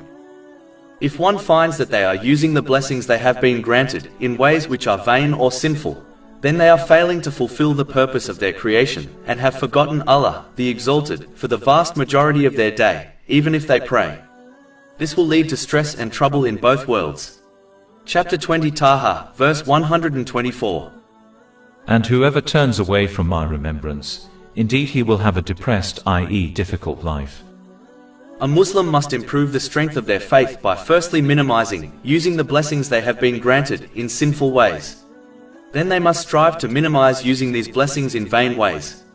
They should assess each blessing and apply this model until they find that they are using all the blessings they have been granted in ways pleasing to Allah, the Exalted. This is the path to peace of mind and success in both worlds, as the controller of the hearts will not allow this Muslim to suffer a dark and constricted life in either this world or the next. Chapter 16 An-Nahl, verse 97. Whoever does righteousness, whether male or female, while he is a believer, we will surely cause him to live a good life, and we will surely give them their reward in the hereafter according to the best of what they used to do. Strengthening Faith 99. I had a thought which I wanted to share. With the increased social media presence in the lives of all people, and the ease with which one can socialize with others, it is important for Muslims to understand a key aspect of useful self-reflection. Self-reflection is needed to correctly assess a situation in order to make a sound and good judgment on how to deal with it. This is true in both worldly and religious matters. This self-reflection is only possible when one turns inwards and temporarily cuts off from external communication, such as talking to others. This is because a situation a person is experiencing can never be fully understood by another person, irrespective of how well they know each other. As every situation one faces creates different emotions and feelings which cannot be experienced by another, even if they experience a similar situation, as each person is different and therefore views and reacts to situations differently from others. This is why seeking advice from too many people only leads to confusion and making the wrong choices in life. So even though seeking expert advice is recommended in both religious and worldly matters, one must still self-reflect over the situation in order to make the right decision according to their needs, character and ability. In addition, it is not possible to multitask with self-reflection, just like a student cannot study correctly and surf on social media at the same time. But the one who is constantly drowned in socializing, whether they are listening and watching something, talking to someone, or texting, will never make the right judgment in respect to the situations they face, as they fail to truly self-reflect over them. It has become so bad that most people cannot even walk to a bus stop without socializing with others. This self-reflection is important in all small religious and worldly matters, such as issues at work, and is important in respect to one's sense of direction and purpose in life. The one who over-socializes, thereby failing to take regular time out to self-reflect, will lead a pointless and aimless life whereby they do not aim nor strive to fulfill their good aspirations, hopes and aims. A Muslim must take time out to self-reflect, so that they regularly question their purpose, the path they are on, and whether they are heading in the right direction. It is through this one can correctly assess the worldly and religious situations they encounter, and deal with them appropriately, and ensure that they are heading in the right direction in life, so that they find peace and success in both worlds. Strengthening Faith 100. I had a thought which I wanted to share. For most Muslims, believing that the sincere obedience of Allah, the Exalted, leads to paradise is not much of a leap of faith. This is because this concept has been infused into their minds from a young age and is quite obvious to accept also. The real leap of faith actually involves believing that the one who uses the blessings they have been granted in ways pleasing to Allah, the Exalted, which is outlined in the Holy Quran and the traditions of the Holy Prophet Muhammad, peace and blessings be upon him, will obtain peace of mind and body in this world. Chapter 16 An-Nahl, verse 97. Whoever does righteousness, whether male or female, while he is a believer, we will surely cause him to live a good life, and we will surely give them their reward in the hereafter according to the best of what they used to do. And chapter 13 Arat, verse 28. Unquestionably, by the remembrance of Allah do hearts find peace. One of the reasons this reality is hard to accept is that it seems to outwardly contradict logic. Logic dictates that a person will only find peace and happiness when they fulfill their desires. In addition, when people observe social media, culture, fashion, and the majority of other people, they all point towards and encourage one to obtain peace and happiness through fulfilling their desires. Even the devil will not deny that the obedience of Allah, the Exalted, leads to paradise, but he scares Muslims from using their blessings in ways pleasing to Allah, the Exalted, beyond the basic obligatory duties, by convincing them that if they did this, they would experience a miserable life in this world. All these reasons and more prevent one from using their blessings in ways pleasing to Allah, the Exalted, as they fear giving up their desires will prevent them from being happy and obtaining peace of mind. Instead, people unconsciously claim that if Allah, the Exalted, grants them peace, then they will use their blessings correctly in order to obtain more. But Allah, the Exalted, has made it clear that a person will not gain peace until they use the blessings they have been granted in ways pleasing to Him first. This leads to a person becoming inactive, thereby preventing them from acting correctly and obtaining peace of mind and body.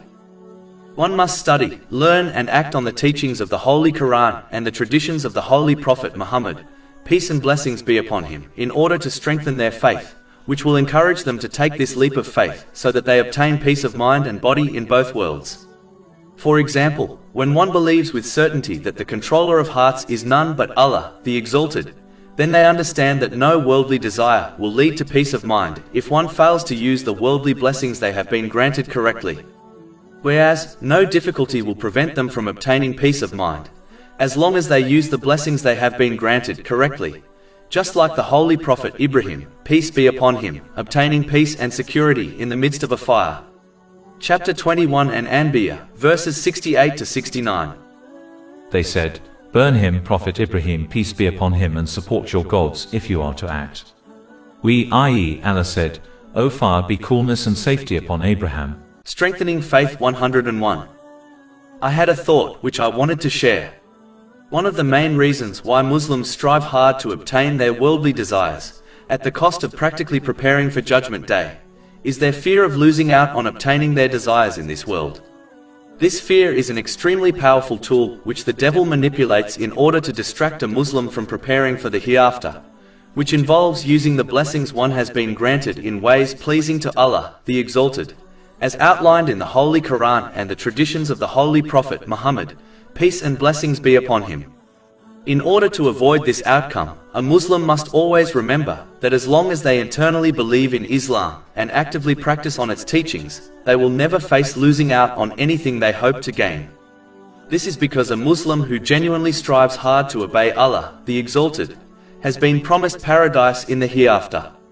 Therefore, whatever they desired in this world, and were fearful of losing out on obtaining it, they can have in paradise. They will be able to enjoy the thing they wanted permanently, and in its perfect form. Whereas, even if they obtained what they desire in this world, it would never be permanent or perfect. So in reality, there is no such thing as losing out on anything for a Muslim, as they will either obtain the thing they desire in this world or in the next. Therefore, if they do not obtain it in this world, it will only be a short delay before they obtain it in the hereafter. One only needs to reflect on how fast their life has gone by so far to understand that the hereafter is only a moment away. Chapter 10 Yunus, verse 45. And on the day when he will gather them, it will be as if they had not remained in the world but an hour of the day. Remembering the important reality that for a sincere Muslim, every good desire will be fulfilled, sooner or later, will prevent them from excessively chasing its fulfillment at the loss of preparing for their hereafter. There is no losing out for a sincere Muslim, only a delay. Strengthening Faith 102. I had a thought which I wanted to share. Islam teaches people to be mindful of everything which occurs within their lives and the lives of others, as one can learn valuable lessons from them. For example, witnessing a sick person is a powerful reminder for a Muslim to make use of their good health before they lose it. Similarly, A Muslim should be mindful of their speech and the speech of others, as one can learn important lessons from them. People often experience slip-of-the-tongue moments, whereby they say something which may well reflect their inward state, even if that is hidden from them and others. For example, when discussing the importance of family to someone, they may well state that the most important thing to a person should be their family. But when one correctly points out to them that the most important one in a Muslims is Allah, the Exalted, the speaker quickly retracts their statement or replies that that is what they meant, even though they did not say it. In these slip-of-the-tongue moments, whether it occurs to oneself or others, one must reflect deeply on what was said and assess their own belief and actions to ensure they remain on the right course and continue to sincerely obey Allah, the Exalted, and avoid deceiving themselves, even subconsciously. Similarly, when others joke about something, there is often a layer of truth embedded in their joke. Meaning, a part of them does mean what they say, to a certain degree. One should be mindful of these things, as they can learn deeper truths about their own psyche and behavior, which is always important to monitor and, if necessary, to adjust so that it runs in line with the teachings of the Holy Quran and the traditions of the Holy Prophet Muhammad, peace and blessings be upon him. Strengthening Faith 103. I had a thought which I wanted to share. In reality, there are only two standards a person can live by in this world. The correct standard comes from the Creator and Sustainer of all things, Allah, the Exalted. These standards are discussed in the Holy Quran and the traditions of the Holy Prophet Muhammad, peace and blessings be upon him. The other standard is what the world dedicates through social media, culture and fashion. This standard is fickle and changes with time, and the one who adheres to them will adopt a fickle mental and physical state. When a Muslim abandons the standard set by Allah, the Exalted, they will inevitably follow the standard set by the world. One of the major issues this leads to is being influenced by normalization.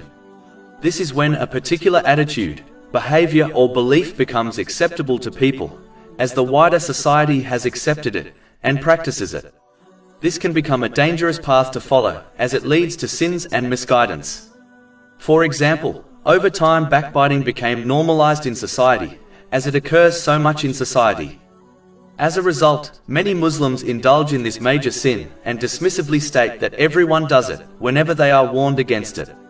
Similarly, many Muslims incorrectly believe that it is enough to internally believe in Islam, even if they do not practice on its teachings. As this attitude has become normalized in society, Muslims use the fact that many others behave in this manner to justify them adopting this deviant behavior. A Muslim must always remember that using normalization in society as justification to commit sins is something Allah, the Exalted, will never accept. If everyone commits a specific sin, He will hold all of them accountable for it, even if it means He punishes them all. Being negatively influenced by normalization in society can only truly be avoided when one chooses to learn and act on the standards set by Allah, the Exalted. This will ensure they use the blessings they have been granted in ways pleasing to Him. This leads to peace of mind and success in both worlds. Chapter 16 An-Nahl, verse 97. Whoever does righteousness, whether male or female, while he is a believer, we will surely cause him to live a good life, and we will surely give them their reward in the hereafter according to the best of what they used to do. And chapter 13 Ar-Ra'd, verse 28. Unquestionably, by the remembrance of Allah do hearts find peace. If one turns away from this standard, then they will inevitably follow the standard of life set by the world. This will cause one to forget Allah, the Exalted, and misuse the blessings they have been granted by Him.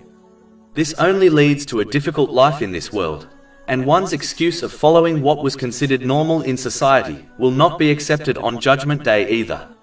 Chapter 20 Taha, verses 124 to 126. And whoever turns away from my remembrance, indeed, he will have a depressed, i.e., difficult life, and we will gather, i.e., raise him on the day of resurrection blind. He will say, My Lord, why have you raised me blind while I was once seeing? Allah will say, Thus did our signs come to you, and you forgot, i.e., disregarded them, and thus will you this day be forgotten. Strengthening Faith 104.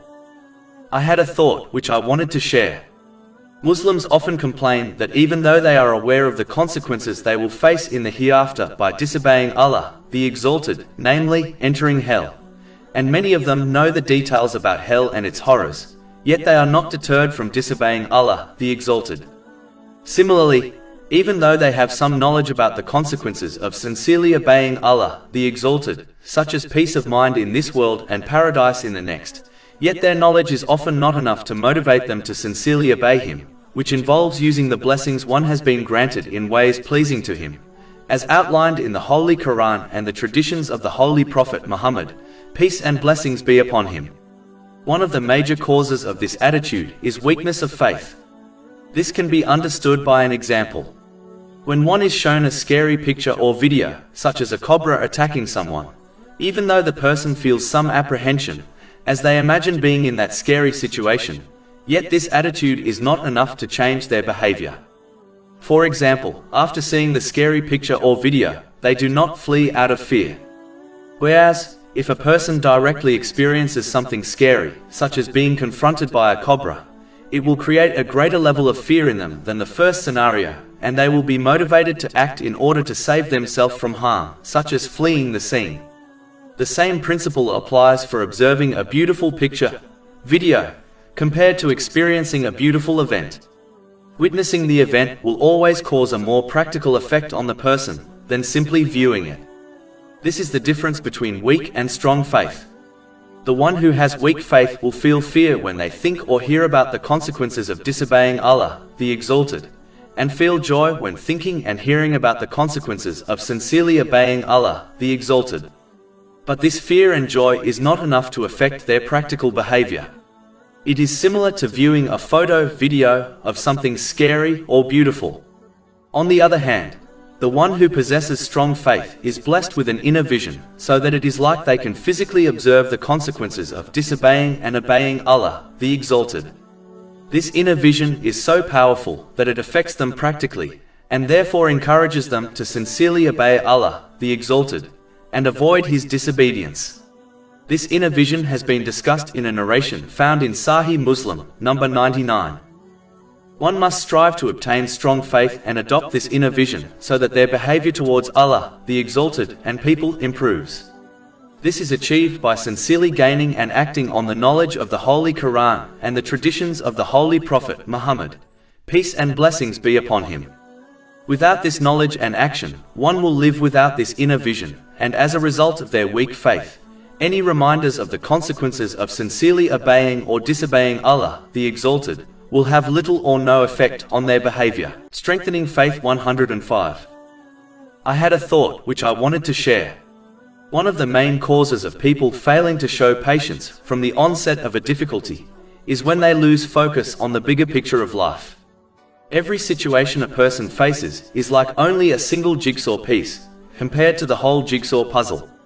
But when one focuses completely on that single piece, which often represents a difficulty, they lose focus on the whole jigsaw puzzle, and as a result, the difficulty appears much more serious than it truly is, and its negative consequences seem more severe than they actually are.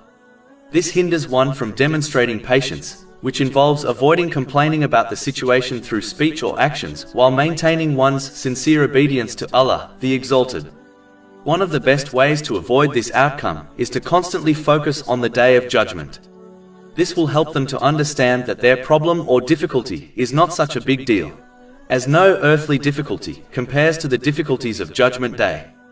Nor are the negative consequences of earthly difficulties more severe than those of Judgment Day. One must remember that this is a day when the sun will be brought within 2 miles of the creation, and each person will sweat according to their deeds. This has been warned in a narration found in Jami' at-Tirmizi, number 2421. A day when the same relatives one stressed about and desperately tried to please will flee from them. Chapter 80 Abasa, verses 33 to 37. But when there comes the deafening blast, on the day a man will flee from his brother, and his mother and his father, and his wife and his children. For every man, that day will be a matter adequate for him.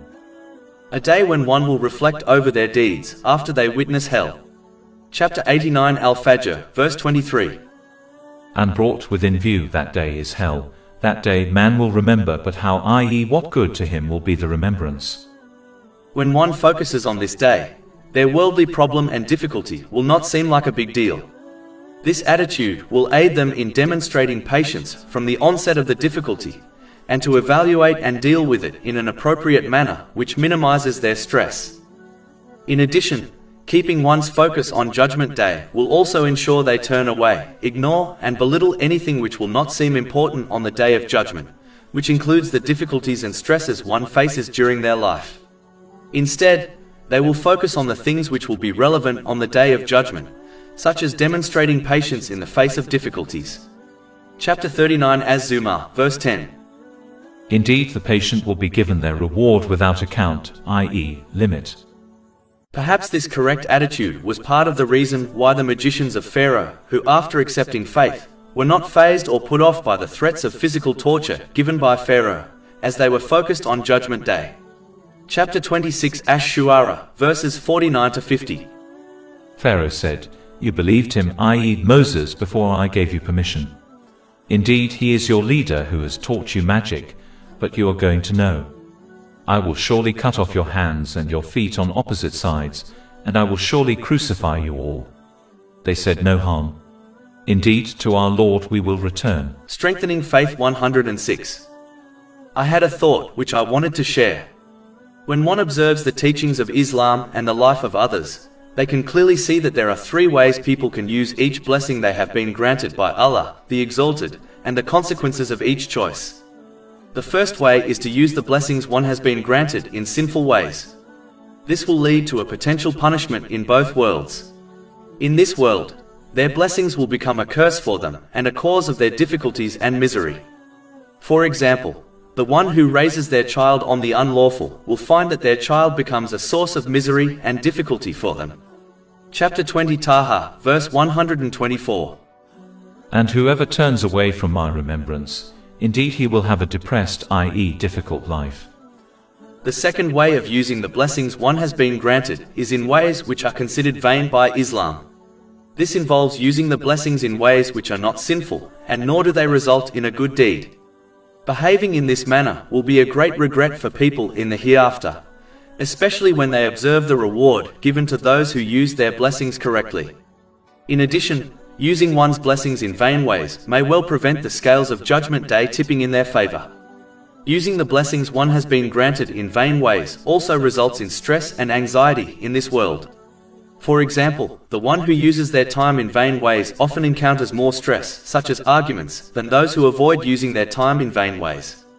Those who seek more wealth than they need to fulfill their responsibilities often stress more than those who only seek and utilize according to their needs.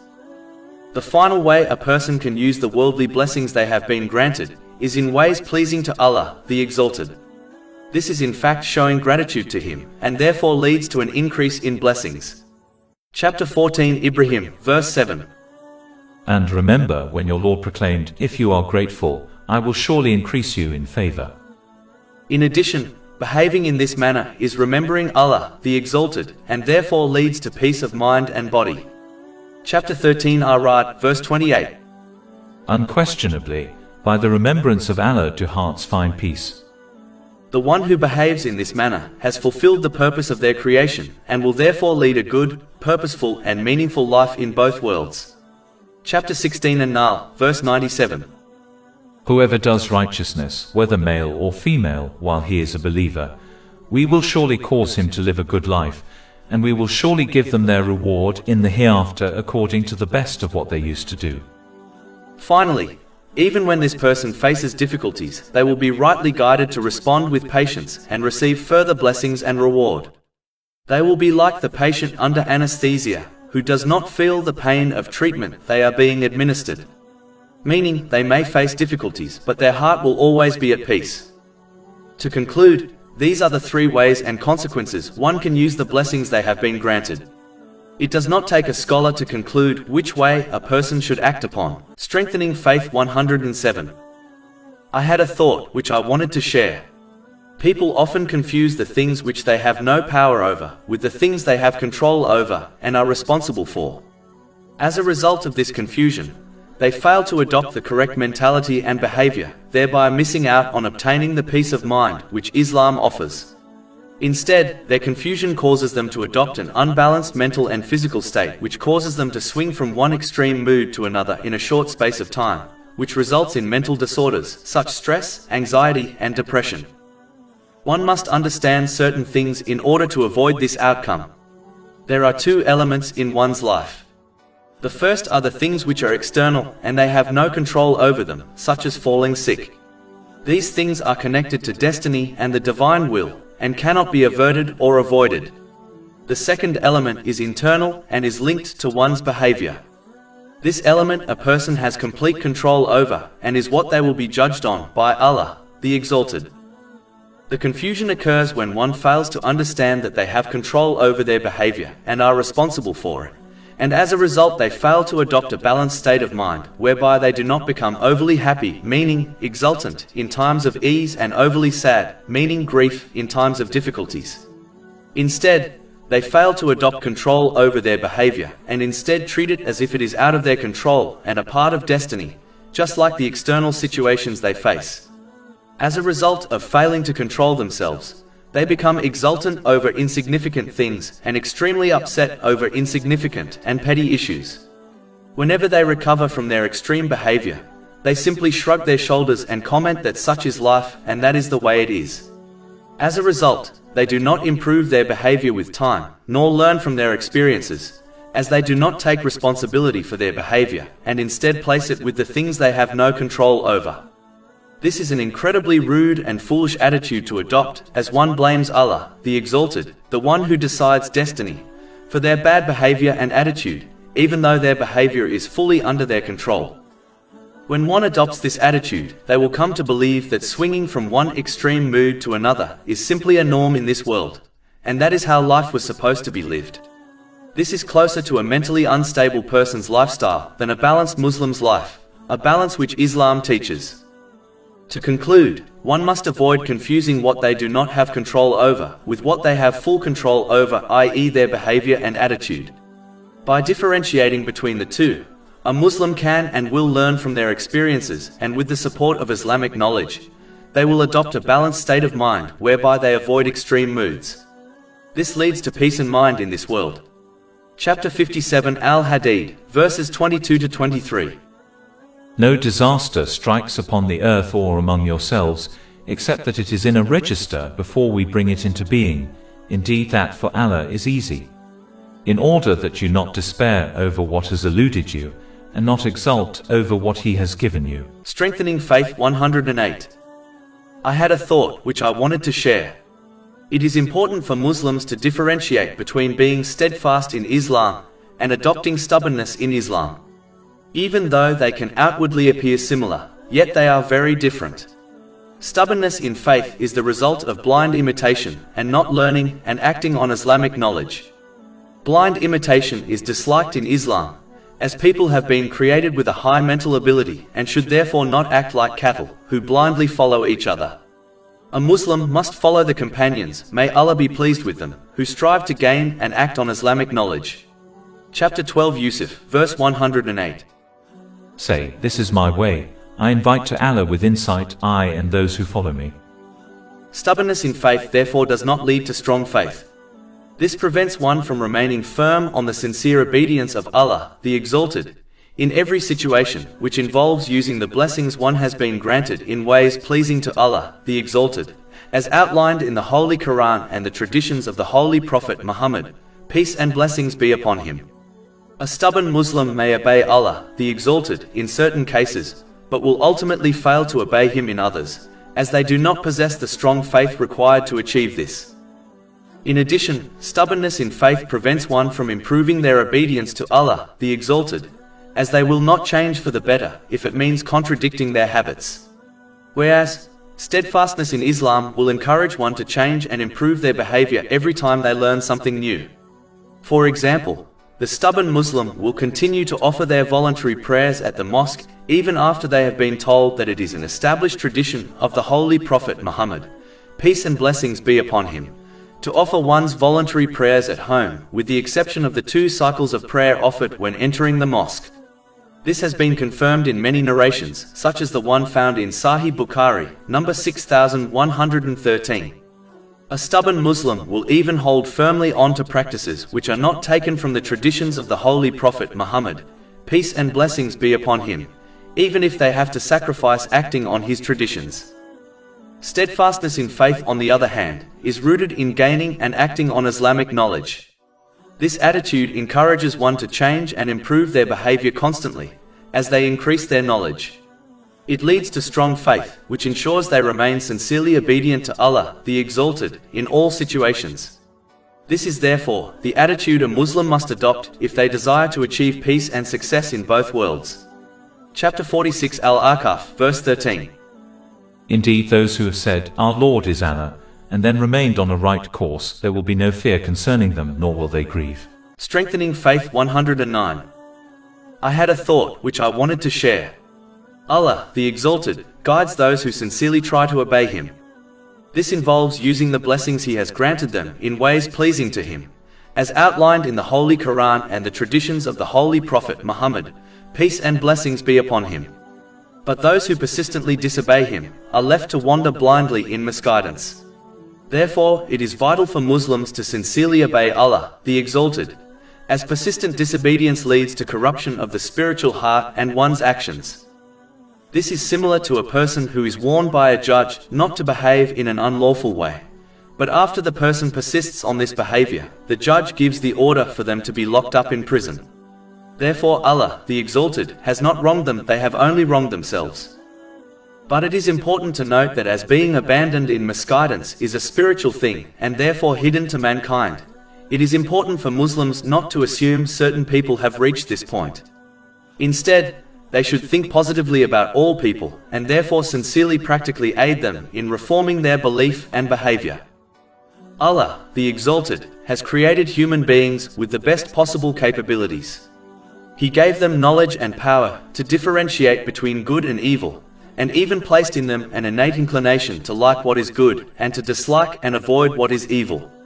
This has been indicated in a narration found in Jami' at-Tirmidhi, number 2389.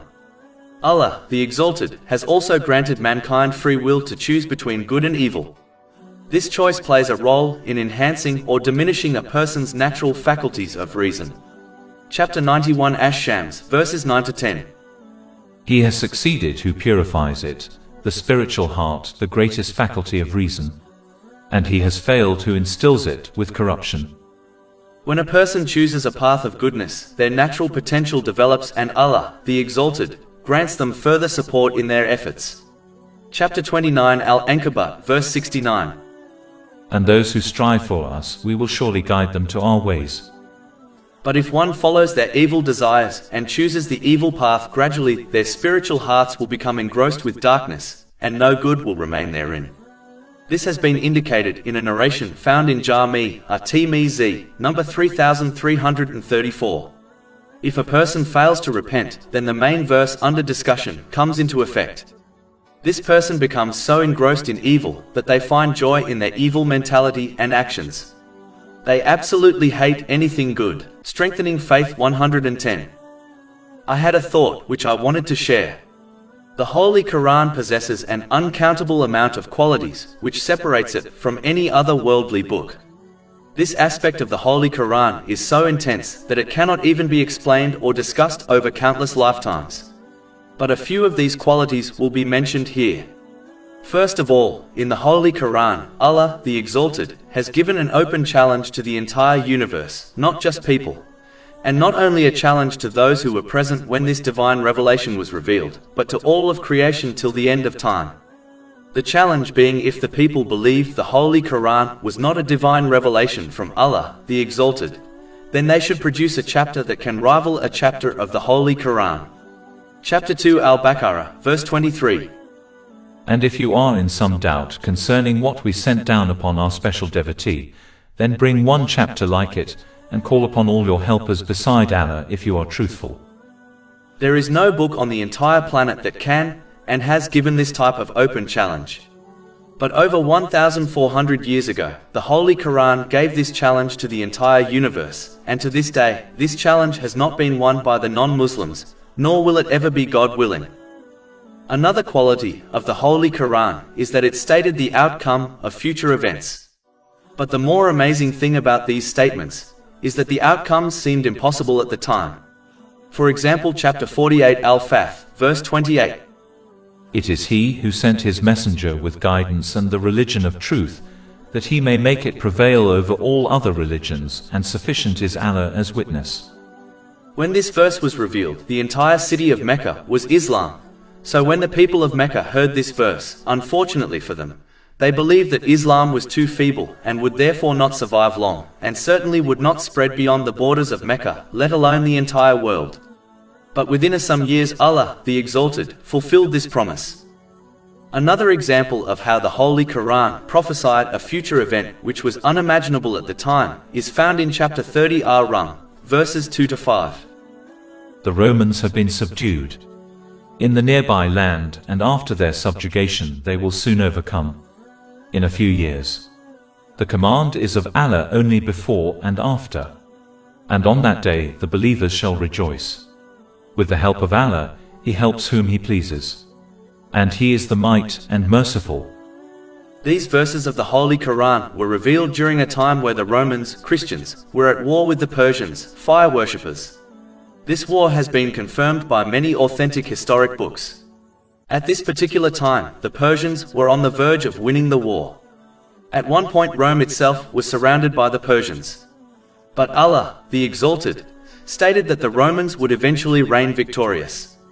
The non-Muslims of Mecca, who themselves were idol worshippers, favored the Persians and agreed with the majority that it was impossible for the Romans to win. But Allah, the Exalted, has always proved these verses true and allowed the Romans victory. A final example, which appeals to the scientists of the world, is seen in chapter 21 Al-Anbiya, verse 33. And it is He who created the night and the day and the sun and the moon. Each one is floating in a circumference.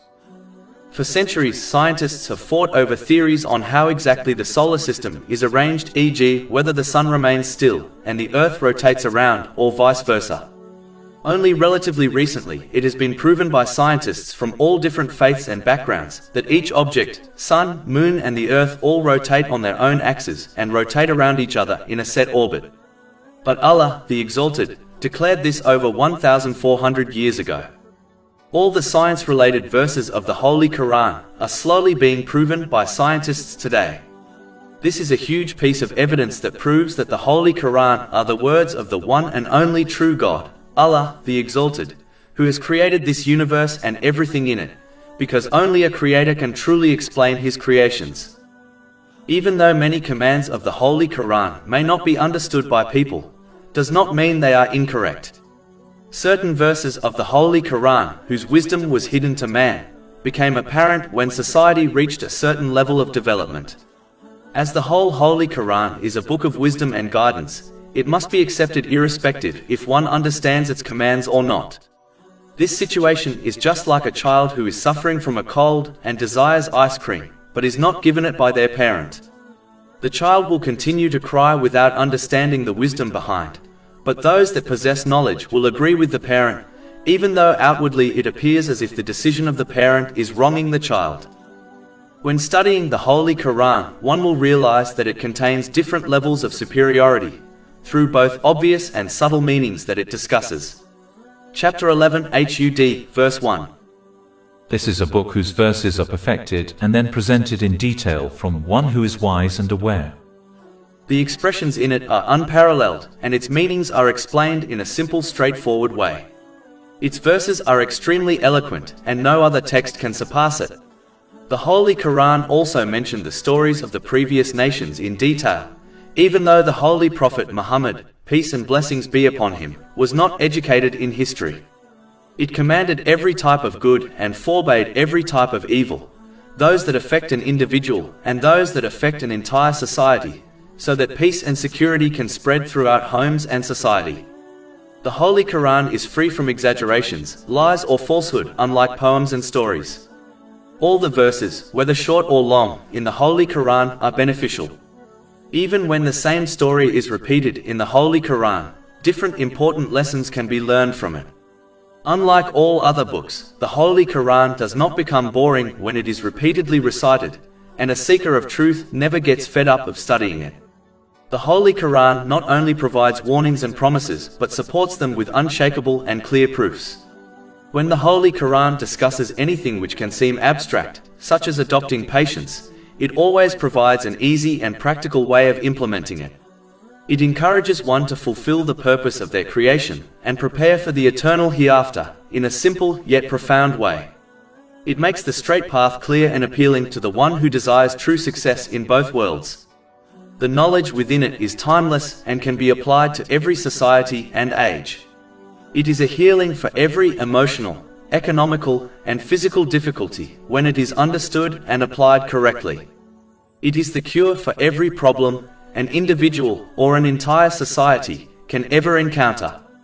One only needs to turn the pages of history to observe the societies which implemented the teachings of the Holy Quran correctly, in order to understand its all-encompassing benefits. Centuries have passed, yet not even a single letter has been edited in the Holy Quran, as Allah, the Exalted, promised to safeguard it. No other book in history possesses this quality. Chapter 15 Al-Hijr, verse 9. Indeed, it is we who sent down the message, i.e. the Quran, and indeed we will be its guardian. This is undoubtedly the greatest and timeless miracle of Allah, the Exalted, granted to his final holy prophet Muhammad, peace and blessings be upon him. But the only one who will benefit from it is the one who seeks the truth, whereas the seekers of their desires will only find it difficult to hear and follow. Chapter 17 Al-Isra, verse 82. And we send down of the Quran that which is healing and mercy for the believers, but it does not increase the wrongdoers except in loss. Strengthening Faith 112. I had a thought which I wanted to share. People have often conceived Allah, the Exalted, to be similar to those worldly rulers who immerse themselves in a life of ease in their grand palaces. Such rulers are normally far removed from their subjects. To all intents and purposes, they are well beyond the direct access of their subjects. The only way for their subjects to reach them is through the chosen and favorite courtiers. And even if a subject succeeds in conveying their pleadings through a courtier, these rulers are often too arrogant to directly respond to such pleadings. This is one aspect of the function of a courtier, to communicate to a ruler the pleadings of his subjects, and also to communicate to the subjects the response of the ruler. Since Allah, the Exalted, was often conceived in the image of such worldly rulers, many people fell prey to the false belief that Allah, the Exalted, is above the reach of ordinary human beings. This belief spread further, because many evil people found it profitable to propagate such a notion. Because of this, the general public felt Allah, the Exalted, could only be approached through powerful intermediaries and intercessors. The only way that a person's prayer could reach Allah, the Exalted, and be answered by him was to approach him through one of these holy people. It was therefore considered necessary to bestow gifts to these religious personalities who supposedly enjoyed the privilege of conveying a person's prayers to Allah, the Exalted. Chapter 11 Hud, verse 61. And to Thamud we sent their brother Saleh. He said, O my people, worship Allah, you have no deity other than him. He has produced you from the earth and settled you in it, so ask forgiveness of him and then repent to him. Indeed, my Lord is near and responsive. The Holy Prophet Saleh, peace be upon him, struck at the root of this ignorant system. This he achieved by emphasizing two facts, that Allah, the Exalted, is extremely close to his creatures and that he answers their prayers. Thus he refuted many misconceptions about Allah, the Exalted, that he is far away, withdrawn from human beings, and that he does not answer their prayers if they are to directly approach him. Allah, the Exalted, no doubt, is transcendent, and yet he is extremely close to every person. Everyone will find him just beside themselves. Everyone can whisper to him the innermost desires of their heart. Everyone can address their prayers to Allah, the Exalted, both in public and in private, verbally or secretly. Moreover, Allah, the Exalted, answers the prayers of all his creatures directly. The purpose of spiritual guides is to teach their students how to understand and act on the teachings of Islam, and because of this, they deserve respect. But their role is not to stand in between their students and Allah, the Exalted, by claiming that the only way to reach him and get his attention is to go through them. This attitude completely contradicts the teachings of the Holy Quran and the traditions of the Holy Prophet Muhammad, peace and blessings be upon him. Strengthening Faith 113. I had a thought which I wanted to share. The obligatory prayers, which are central pillar of Islam, are more than a few movements. They are in fact a representation of Judgment Day. Each position of the prayer reflects a specific state on Judgment Day. Standing upright during the prayer is how people will stand when they are being judged by Allah, the Exalted. Chapter 83 Al-Mutaffifin, verses 4-6. Do they not think that they will be resurrected? For a tremendous day, the day when mankind will stand before the Lord of the worlds. Therefore, the one who is upright with Allah, the Exalted, by using the blessings He has granted them in ways pleasing to Him, as outlined in the Holy Quran and the traditions of the Holy Prophet Muhammad, peace and blessings be upon him, and are upright to people, by treating them in ways they themselves desire to be treated by people, will find standing in front of Allah, the Exalted, on Judgment Day easy. Bowing in the prayer will ensure a person is not labeled on Judgment Day as one of those who did not bow during their life on earth when they were commanded to bow. Chapter 77 Al-Mursalat, verse 48. And when it is said to them, bow in prayer, they do not bow. This bowing includes one's internal, verbal, and practical submission to Allah, the Exalted, during every situation and moment. The one who fails to behave in this manner may well be accused of failing to bow to Allah, the Exalted, on Judgment Day. The sitting position is how people will kneel before Allah, the Exalted, on Judgment Day, out of extreme fear. Chapter 45 Al-Jathiyah, verse 28. And you will see every nation kneeling from fear. Every nation will be called to its record and told, today you will be recompensed for what you used to do. The one who kneels before the obedience of Allah, the Exalted, in this world will find the kneeling on Judgment Day easy. Finally, those who fail to prostrate themselves to Allah, the Exalted, in this world, in the prayer and in every aspect of their practical life, by using the blessings they were granted in ways pleasing to Him, will not be able to prostrate to Allah, the Exalted, on Judgment Day. Chapter 68 Al-Kalam, verses 42-43.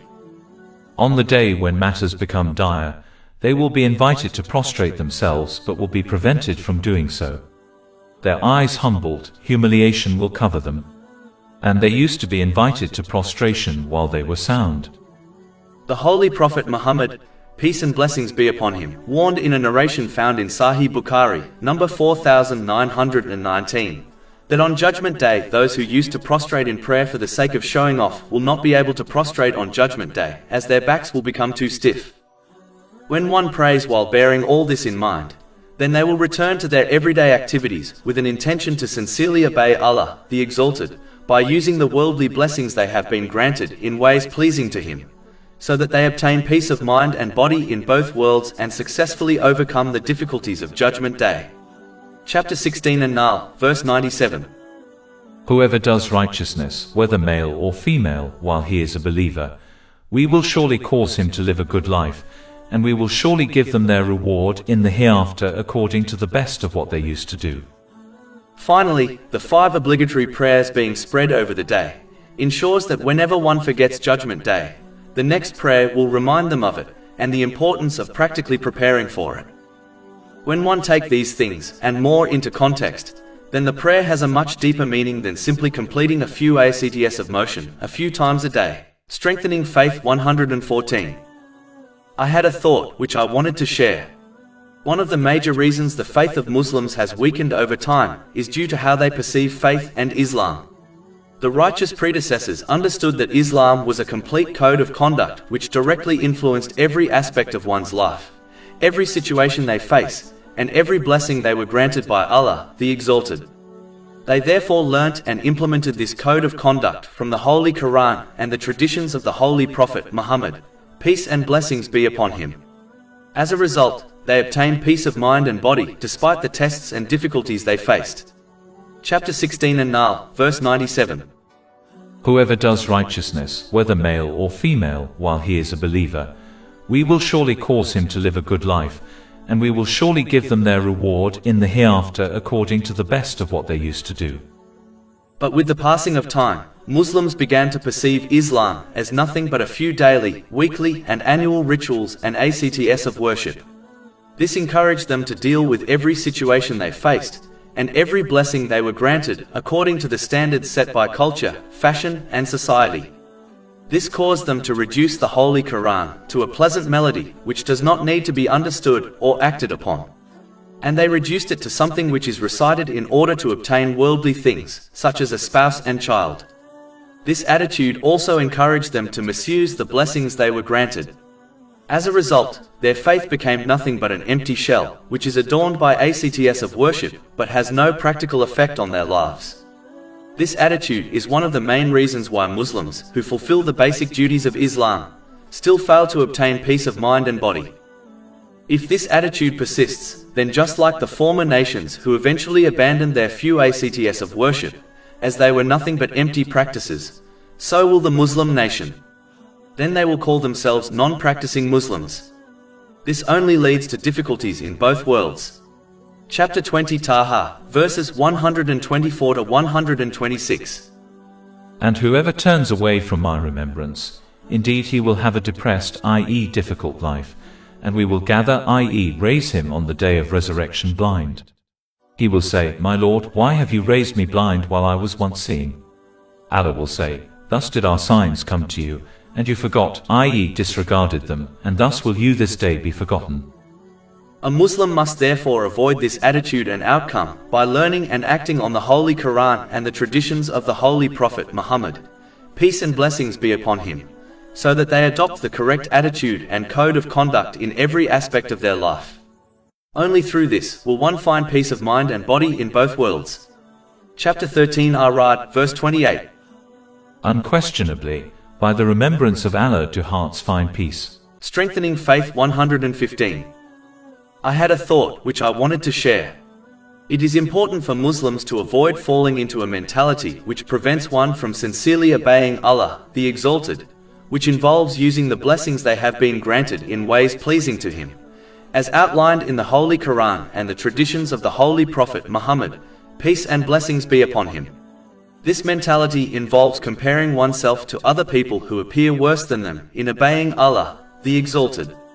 This mentality only encourages one to belittle their own disobedience to Allah, the Exalted, as they observe the greater sins of others.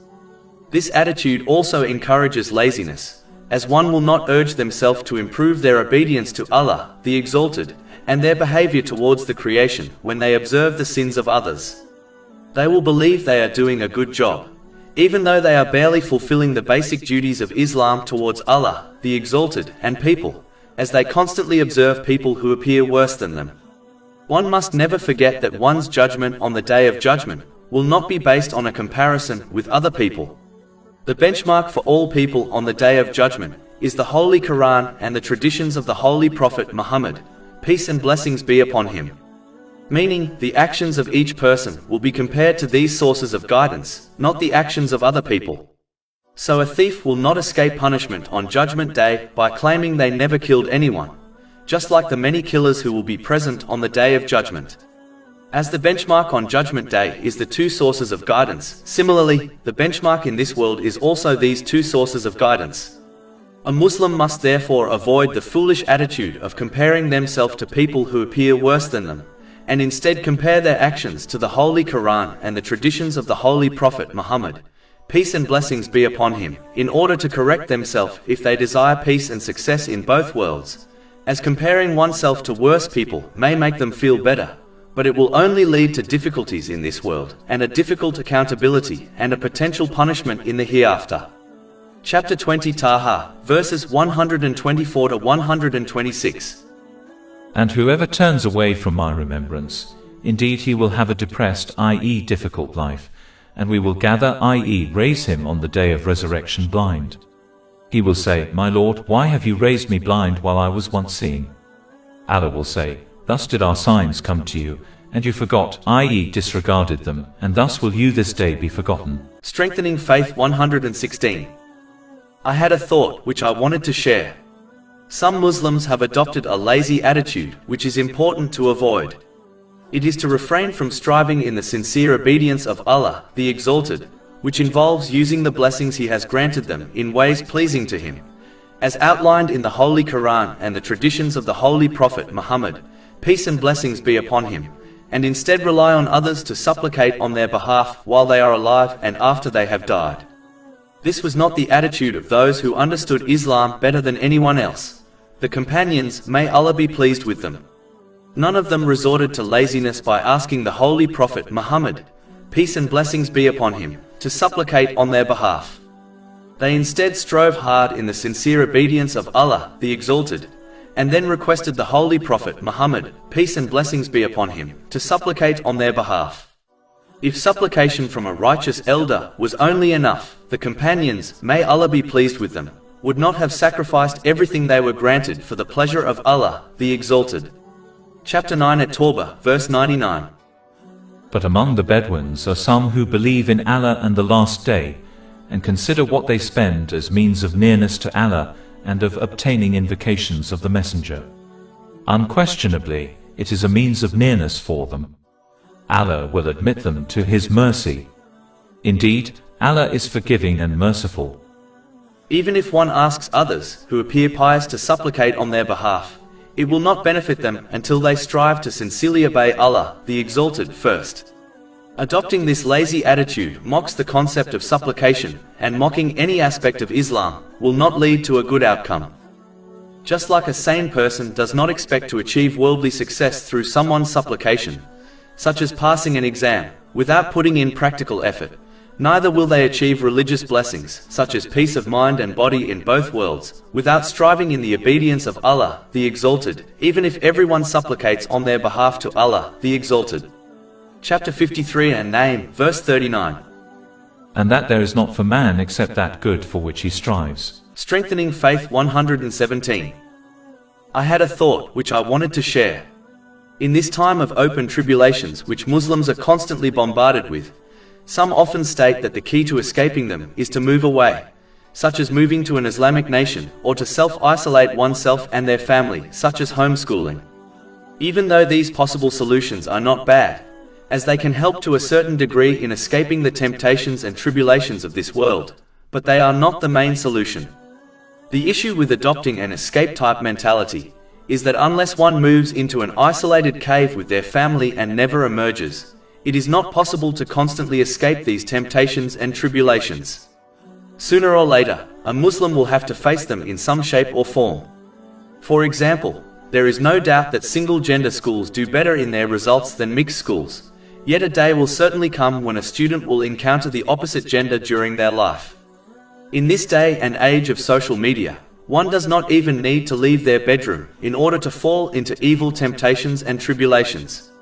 Even if a family moves to an Islamic country, which seems impossible to find nowadays, nonetheless, they will still face these tribulations and temptations, as every country and city has their own kind. Does the pilgrim and traveler not see the injustice and unfairness that even occurs in Mecca and Medina? It is often observed that when Muslims who come from more traditional countries travel to the West, they often fall deeper into sinful temptations and tribulations than the Muslims who were born and raised in the West. This is because when these foreign Muslims, who have lived a more restricted and traditional life, enter the West, the tribulations and temptations hit them like a tidal wave, and as a result they slip up more easily than those who are born and raised amongst these tribulations and temptations. Therefore, adopting the escape-type mentality is simply not practical in this day and age. The main key to successfully overcoming these tribulations and temptations, as indicated by Islam, is adopting strong faith through learning and acting on Islamic knowledge and teaching this attitude to the next generation. Strong faith will ensure a Muslim remains firm in the face of all temptations and tribulations, irrespective of where they are, by continuing to use the blessings they have been granted in ways pleasing to Allah, the Exalted, as outlined in the Holy Quran and the traditions of the Holy Prophet Muhammad, peace and blessings be upon him. This education will teach the young Muslims the wisdoms behind the prohibitions found in Islam. Adopting an escape-type mentality will not provide this education. It will only provide some restriction from accessing these temptations and tribulations. Similar to a criminal who is temporarily restricted in prison. The moment the criminal is released, they will return to their life of crime until they are educated against it. Similarly, A young Muslim will have natural desires which are fueled by these worldly temptations and tribulations, and without this education they will most likely fail when they are tested. When a person is simply told of a prohibition without the wisdoms behind it, they are less likely to adhere to the prohibition and are more likely to be tricked into it. Whereas, the one who is aware of the wisdoms behind the prohibition is more likely to adhere to it. For example, the one who has the knowledge of the negative aspects of alcohol, such as the damage down to one's physical and mental health, its strong connection with crimes, arguments, fights and assaults, its financial effect on people, and the other negative consequences of becoming an addict, such as destroying one's relationships and life, is more likely to stay away from it than the one who knows the prohibition but does not know the wisdoms behind it. To conclude, a Muslim should take practical steps so that they and their family avoid tribulations and evil temptations, but they should know that the main step to achieve this is education, learning and acting on the Holy Quran and the traditions of the Holy Prophet Muhammad, peace and blessings be upon him, so that one understands the wisdoms behind avoiding the prohibitions of Islam and so that they strengthen their faith. This will ensure they continue to obey Allah, the Exalted, under all circumstances, which involves using the blessings one has been granted in ways pleasing to him. Chapter 15 Al-Hijr, verses 39 to 40.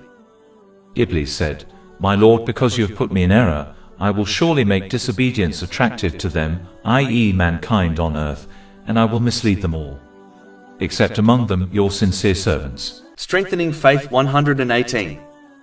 I had a thought which I wanted to share.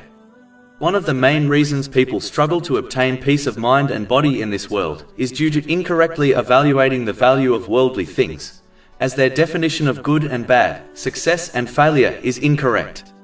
A business owner will become bankrupt if they cannot correctly evaluate the value of the merchandise they buy and sell. Similarly, the person who incorrectly evaluates the value of worldly things will misplace their efforts and prioritize things incorrectly, thereby causing themselves stress and anxiety in both worlds. Most people define success and failure, good and bad, based on definitions given by culture, fashion, and social media, and as a result they incorrectly determine the value of things. For example, according to these standards, having many properties is a good thing, whereas having a few worldly possessions is a bad thing, even though this is not true at all. Those who possess many worldly things, such as properties, are often the most stressed and anxiety-ridden people in the world. A classic example of this is Pharaoh, one of the richest and most influential men to ever exist, as opposed to the one who did not possess many worldly things, the Holy Prophet Musa, peace be upon him. It does not take a genius to figure out who was granted peace of mind and body in both worlds. Incorrectly evaluating things causes one to allow culture, fashion, and social media to drive their life. If one allows the wrong person in the driver's seat of their car, they will not take them to the correct destination, peace of mind and body in both worlds. As a result, a Muslim places their faith in the backseat or even in the boot of the car, and only turns to it during their few acts of worship and rituals. But if one desires peace of mind and body in both worlds, they must choose the correct driver so that they reach the correct destination, peace of mind and body in both worlds. The correct driver is Islam. When one lives by the definitions of success and failure, good and bad, given by Islam, they will correctly evaluate the real value of worldly things and therefore place their efforts in the correct place and use the resources they have been granted correctly, as outlined in the Holy Quran and the traditions of the Holy Prophet Muhammad, peace and blessings be upon him. Allah, the Exalted, the controller of hearts, which is the abode of peace, will then grant them peace of mind and body in both worlds. Chapter 16 An-Nahl, verse 97. Whoever does righteousness, whether male or female, while he is a believer, we will surely cause him to live a good life, and we will surely give them their reward in the hereafter according to the best of what they used to do. Strengthening Faith 119. I had a thought which I wanted to share. The devil tries to misguide people in countless different ways. Knowing about his traps can aid a person to avoid them. Chapter 35 Fatir, verse 6. Indeed, Satan is an enemy to you, so take him as an enemy. He only invites his party to be among the companions of the blaze. One of his biggest aims is to put one off from remembering their death, grave, and their final judgment. He knows remembering death encourages one to prepare for it, which involves using the blessings one has been granted in ways pleasing to Allah, the Exalted, as outlined in the Holy Quran and the traditions of the Holy Prophet Muhammad, peace and blessings be upon him. This is why the Holy Prophet Muhammad, peace and blessings be upon him, encouraged Muslims to often remember death, as it is the destroyer of pleasures. This has been advised in a narration found in Sunan Ibn Majah, number 4258. Therefore, the devil tries to prevent one from remembering death by reminding them of their never-ending worldly preoccupations so that they fail to prepare for it adequately. If one happens to remember their death, then he diverts them to thinking about it from the perspective of other people. Meaning, a person will think about the effects of their death on other people, such as their children. Even though worrying about the future of one's children is not a bad thing, nonetheless, a Muslim should never forget that the provider and sustainer of their children is none other than Allah, the Exalted. He simply uses the parent for this process, and he can easily replace the parent with some other means. Secondly, thinking about death from other people's perspective diverts a person's attention from preparing for their death. Instead, they will be encouraged to work harder in this world in order to obtain and hoard more wealth and properties for their dependents, out of fear of leaving them poor and needy if they happen to die. This again distracts them from practically preparing for their own death. One must know, there is a big difference between reasonably saving wealth for one's children and going overboard, which most Muslims do. One must push past these distractions set up by the devil and instead truly reflect on their death from their own point of view, so that they practically prepare for it, their lonely and dark grave, where all their relatives, friends and worldly possessions will abandon them, and for their final judgment when they will face the consequences of their actions alone. Chapter 80 Abasa, verses 34 to 37. On the day a man will flee from his brother, and his mother and his father, and his wife and his children. For every man, that day will be a matter adequate for him. Perhaps through this reflection, one will avoid this particular trap of the devil, and practically prepare for these inevitable stages of existence. Strengthening Faith 120. I had a thought which I wanted to share.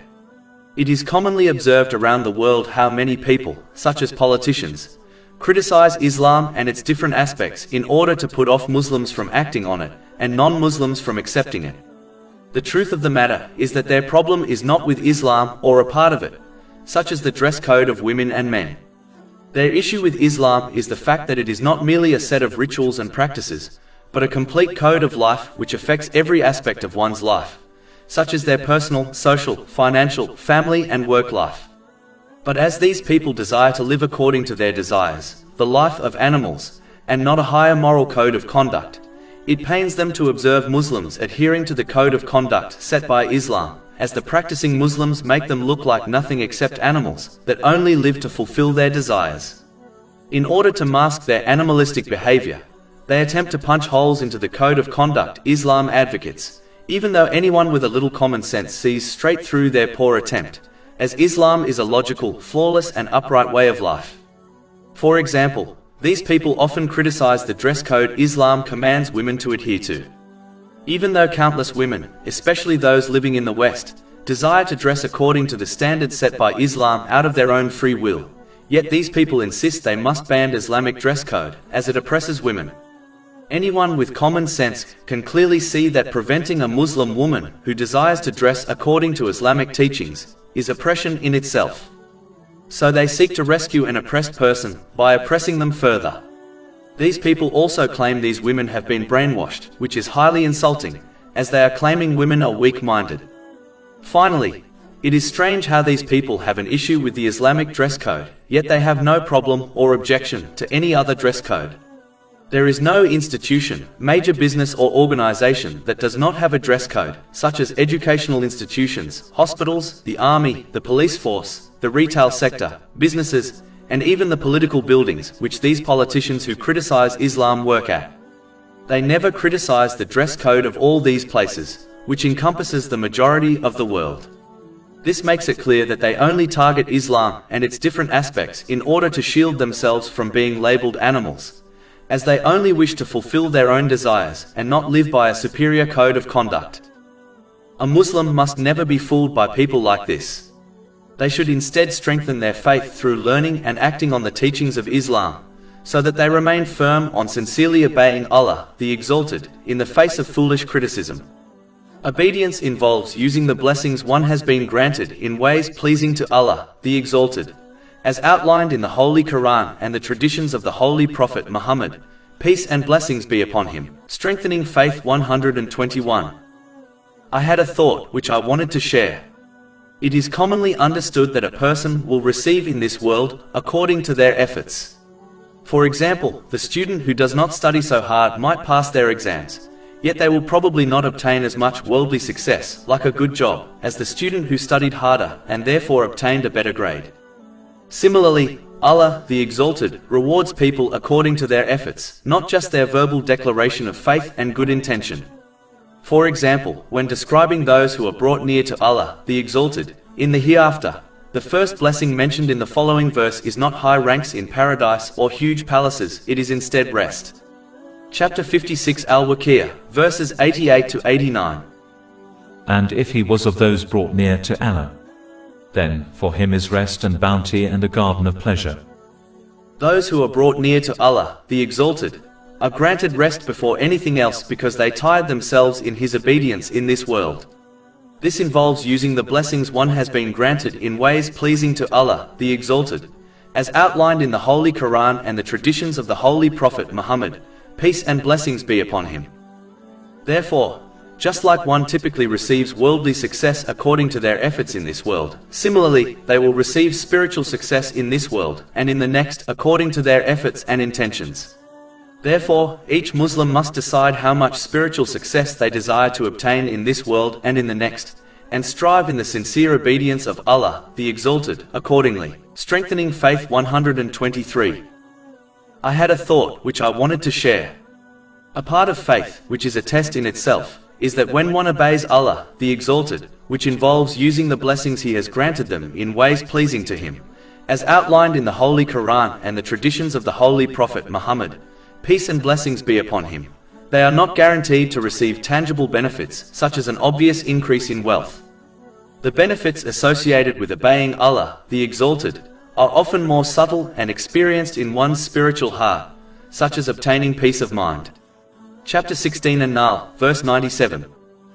Whoever does righteousness, whether male or female, while he is a believer, we will surely cause him to live a good life, and we will surely give them their reward in the hereafter according to the best of what they used to do.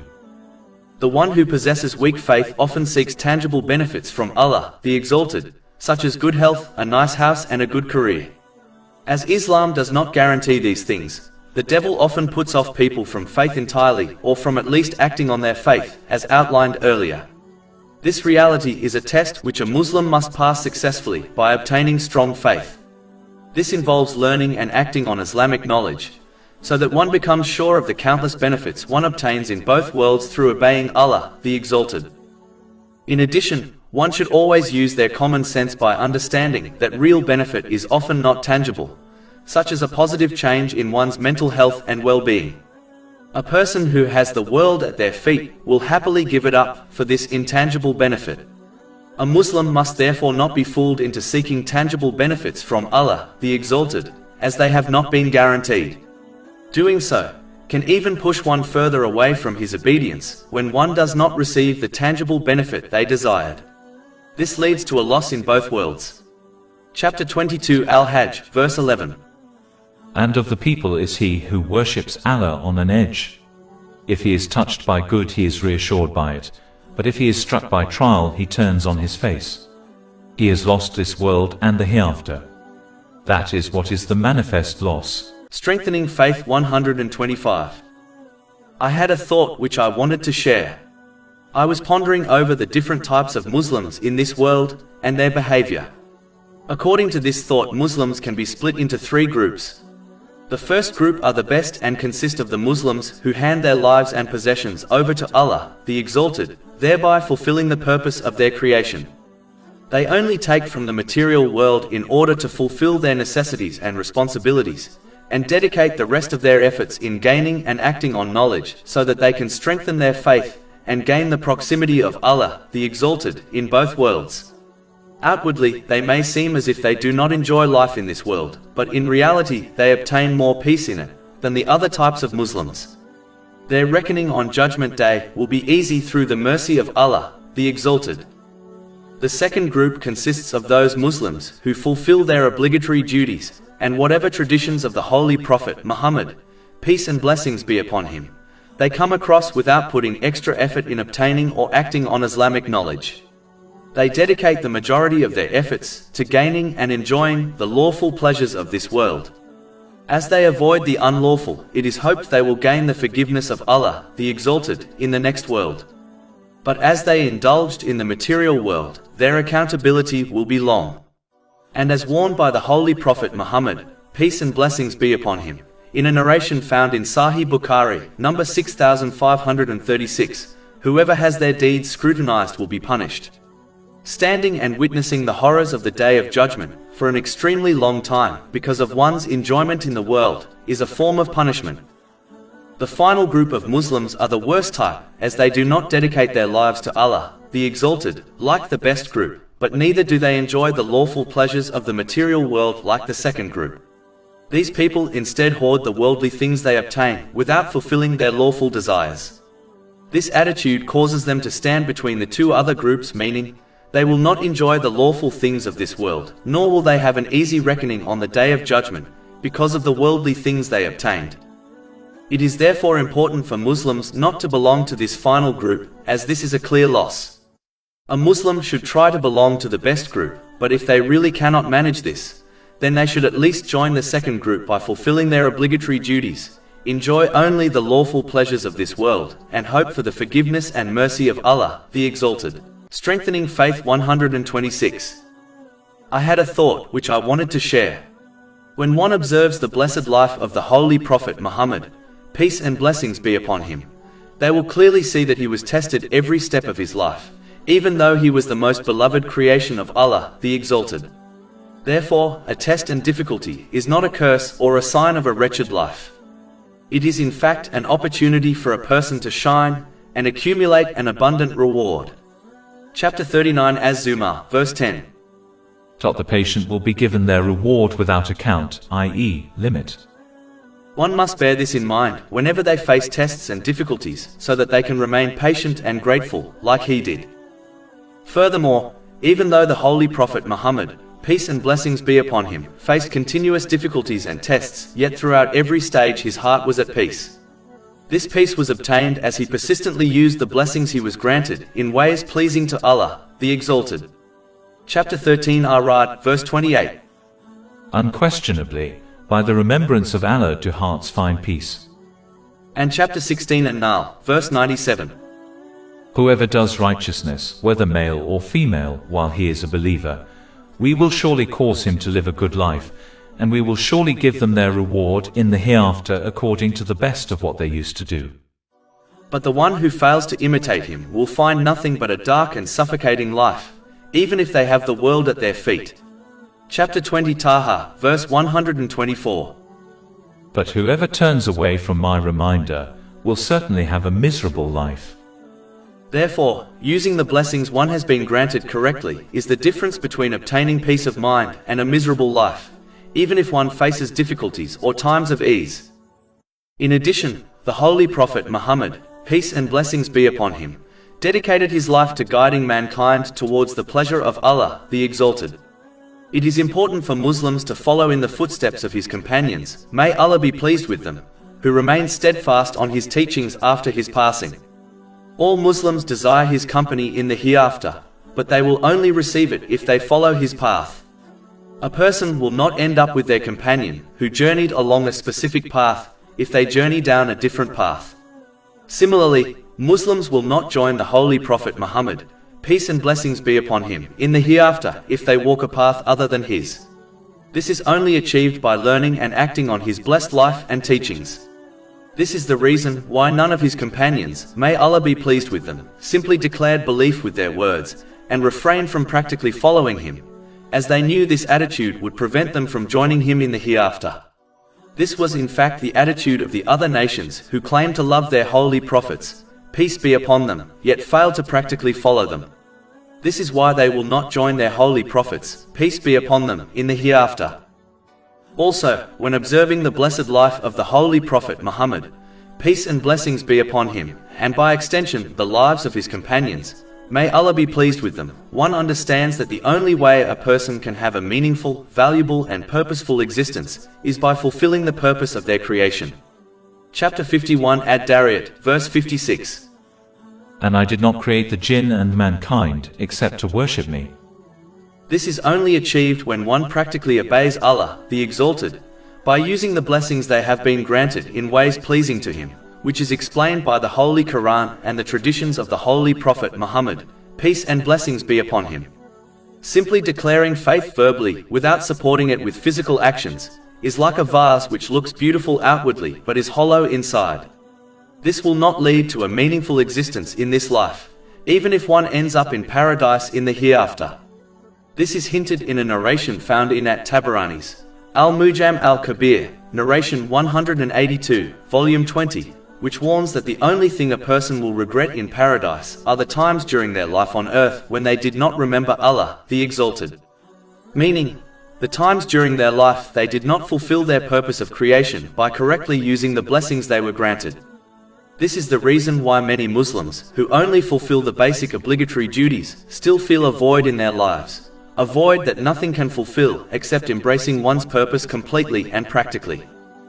In addition, generally speaking, people become pleased when they inherit worldly things, such as wealth from others.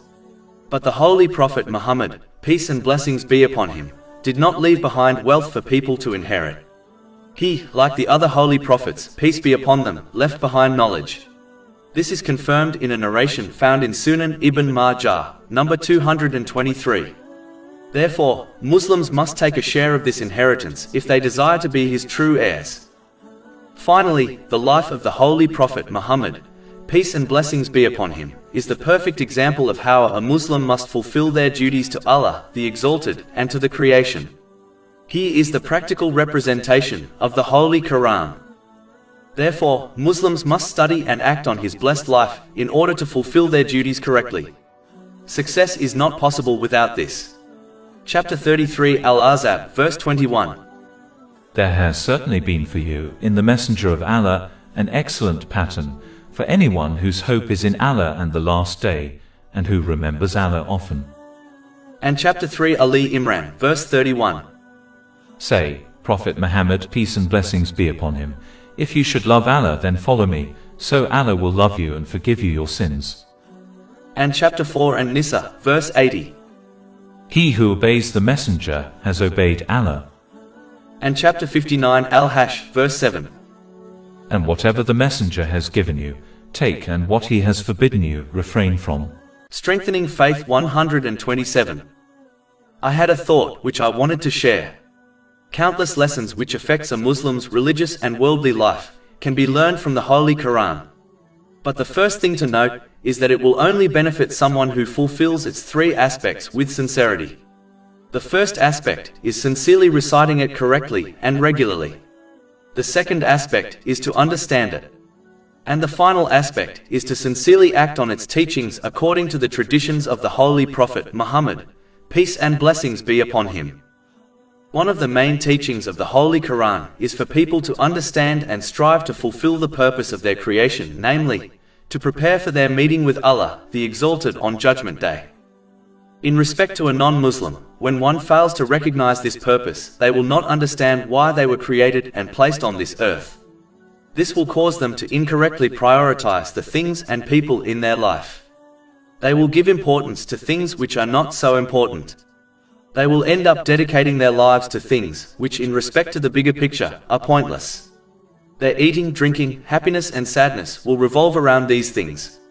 Some will reach such a low level that even other non-Muslims will declare that their life is aimless and has no real purpose or meaning. For example, many dedicate their lives and their efforts to drama, entertainment, sports, animals, plants and their careers. Even though dedicating one's efforts towards a lawful career is a good thing, yet it must never become one's ultimate aim in life. This type of person will not fulfill their purpose and instead lead an aimless and empty life. They will misuse the blessings they have been granted, which prevents them from obtaining peace of mind and body.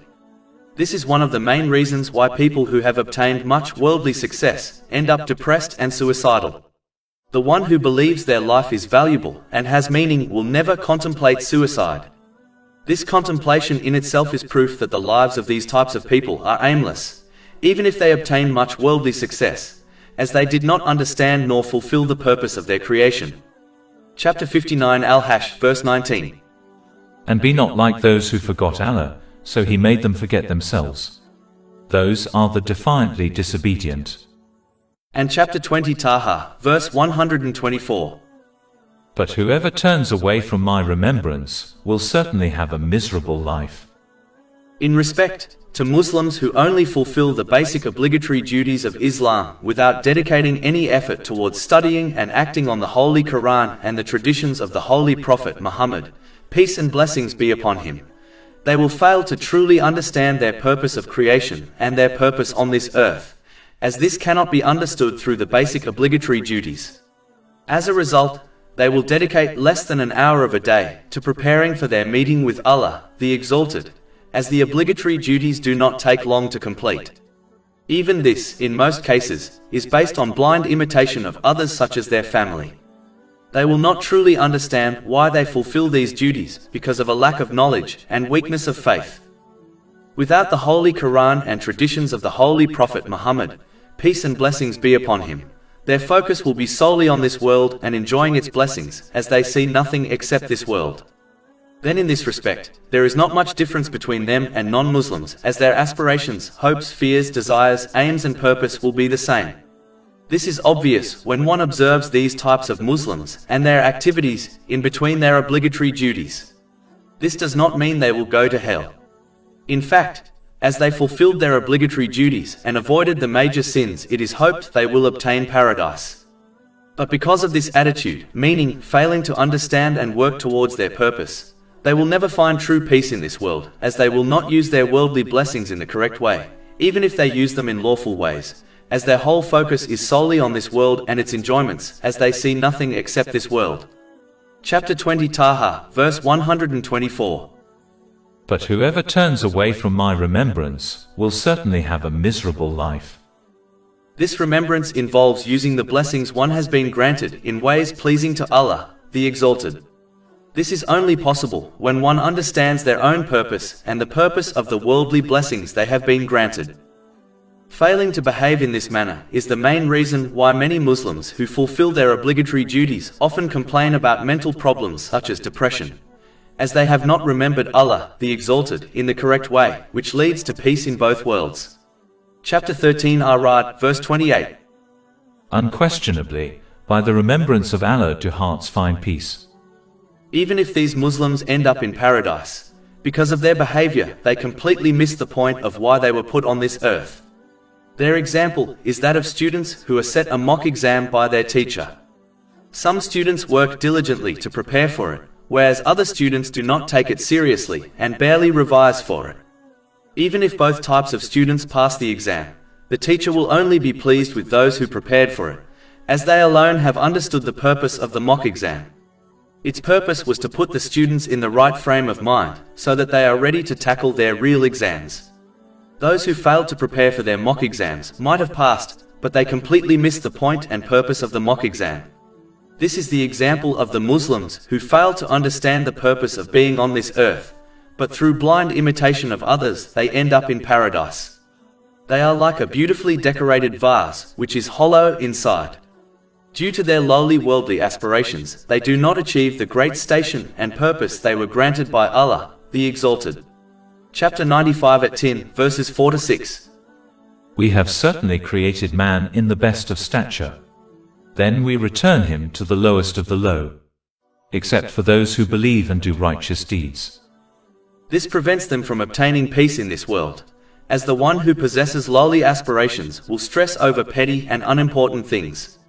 They will dedicate most of their efforts to worldly gain, which will not benefit them in either this world or the next. Chapter 18 Al-Kahf, verses 103 to 104. Say, shall we inform you of the greatest losers as to their deeds? They are those whose effort is lost in worldly life, while they think that they are doing well in work.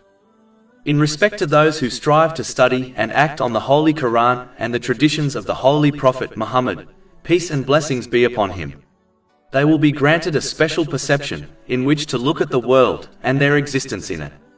This perception will allow them to see the purpose of their creation and their purpose on this earth, namely, to prepare for their meeting with Allah the Exalted on Judgment Day. This perception will make them understand that this world and the blessings in it are only a means to which they can reach the hereafter safely. Meaning, the world and the things in it are not an end in itself.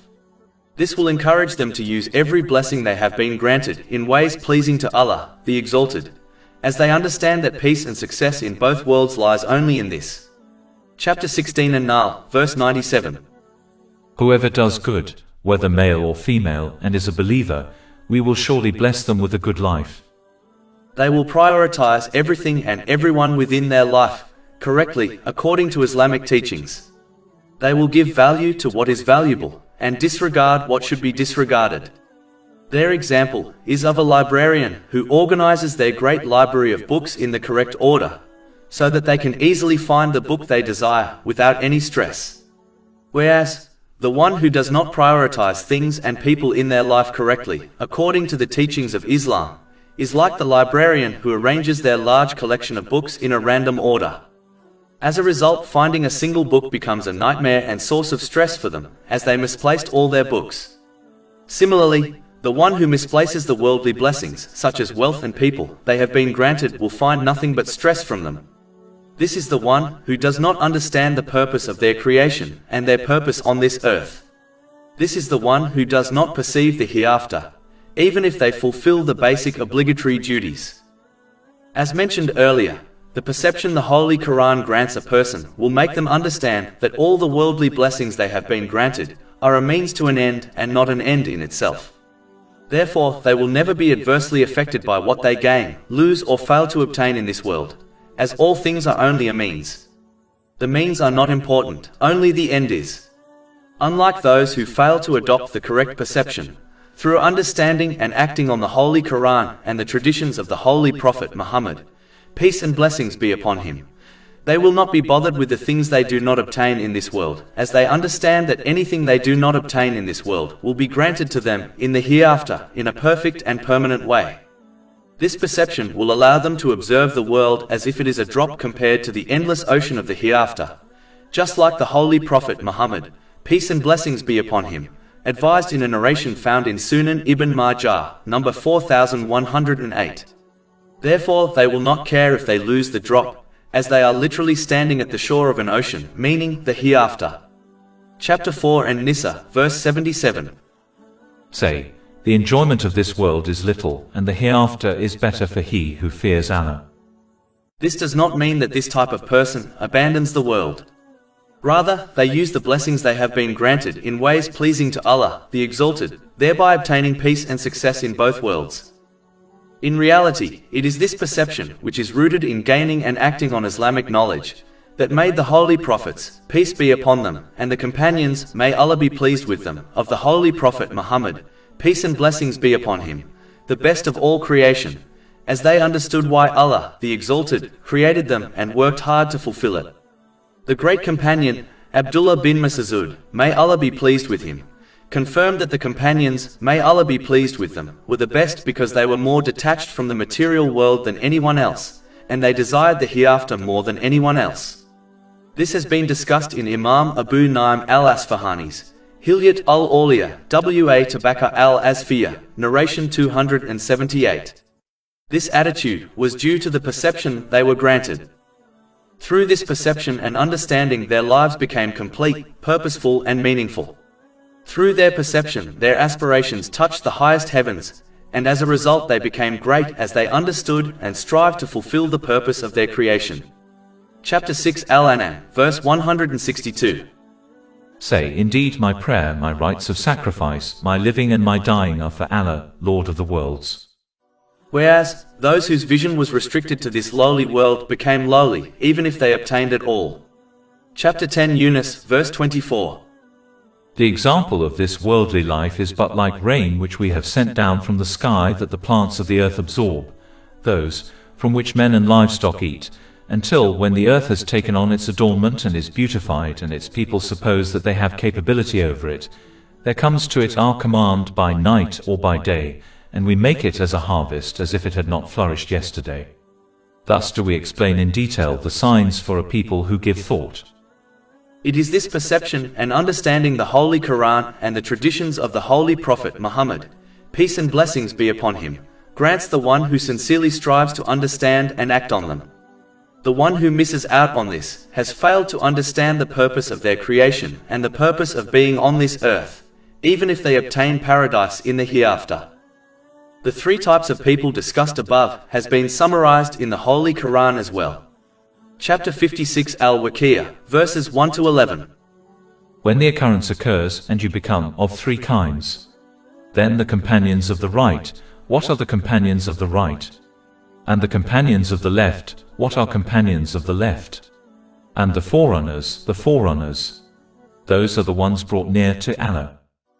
Finally, one should always bear in mind that the teachings of the Holy Quran are summarized in Chapter 1 Fatiha. And the summary of Chapter 1 Al-Fatiha is that each person has been given blessings by Allah, the Exalted. The one who uses these blessings in ways pleasing to Allah, the Exalted, will obtain peace and success in both worlds. Whereas, the one who misuses them will obtain divine anger and ultimately lose in both worlds. When one adopts the correct perception through the Islamic teachings, this lesson becomes clear. Chapter 1 Al-Fatiha, verses 6 to 7. Guide us to the straight path. The path of those upon whom you have bestowed favor, not of those who have earned your anger or of those who are astray. So strive to catch up to the forerunners through adopting this perception and understanding by learning and acting on the Holy Quran and the traditions of the Holy Prophet Muhammad. Peace and blessings be upon him, for time in this world is limited and the call to depart is at hand. Chapter 10 Yunus, verse 45. And on the day when he will gather them, it will be as if they had not remained in the world but an hour of the day. And Chapter 3 Ali Imran, verse 185. Every soul will taste death, and you will only be given your full compensation on the day of resurrection. So he who is drawn away from the fire and admitted to paradise has attained his desire. And what is the life of this world except the enjoyment of delusion? Over 400 free ebooks, audiobooks, infographics, podcasts and blogs available on our website, www.shakepod.com.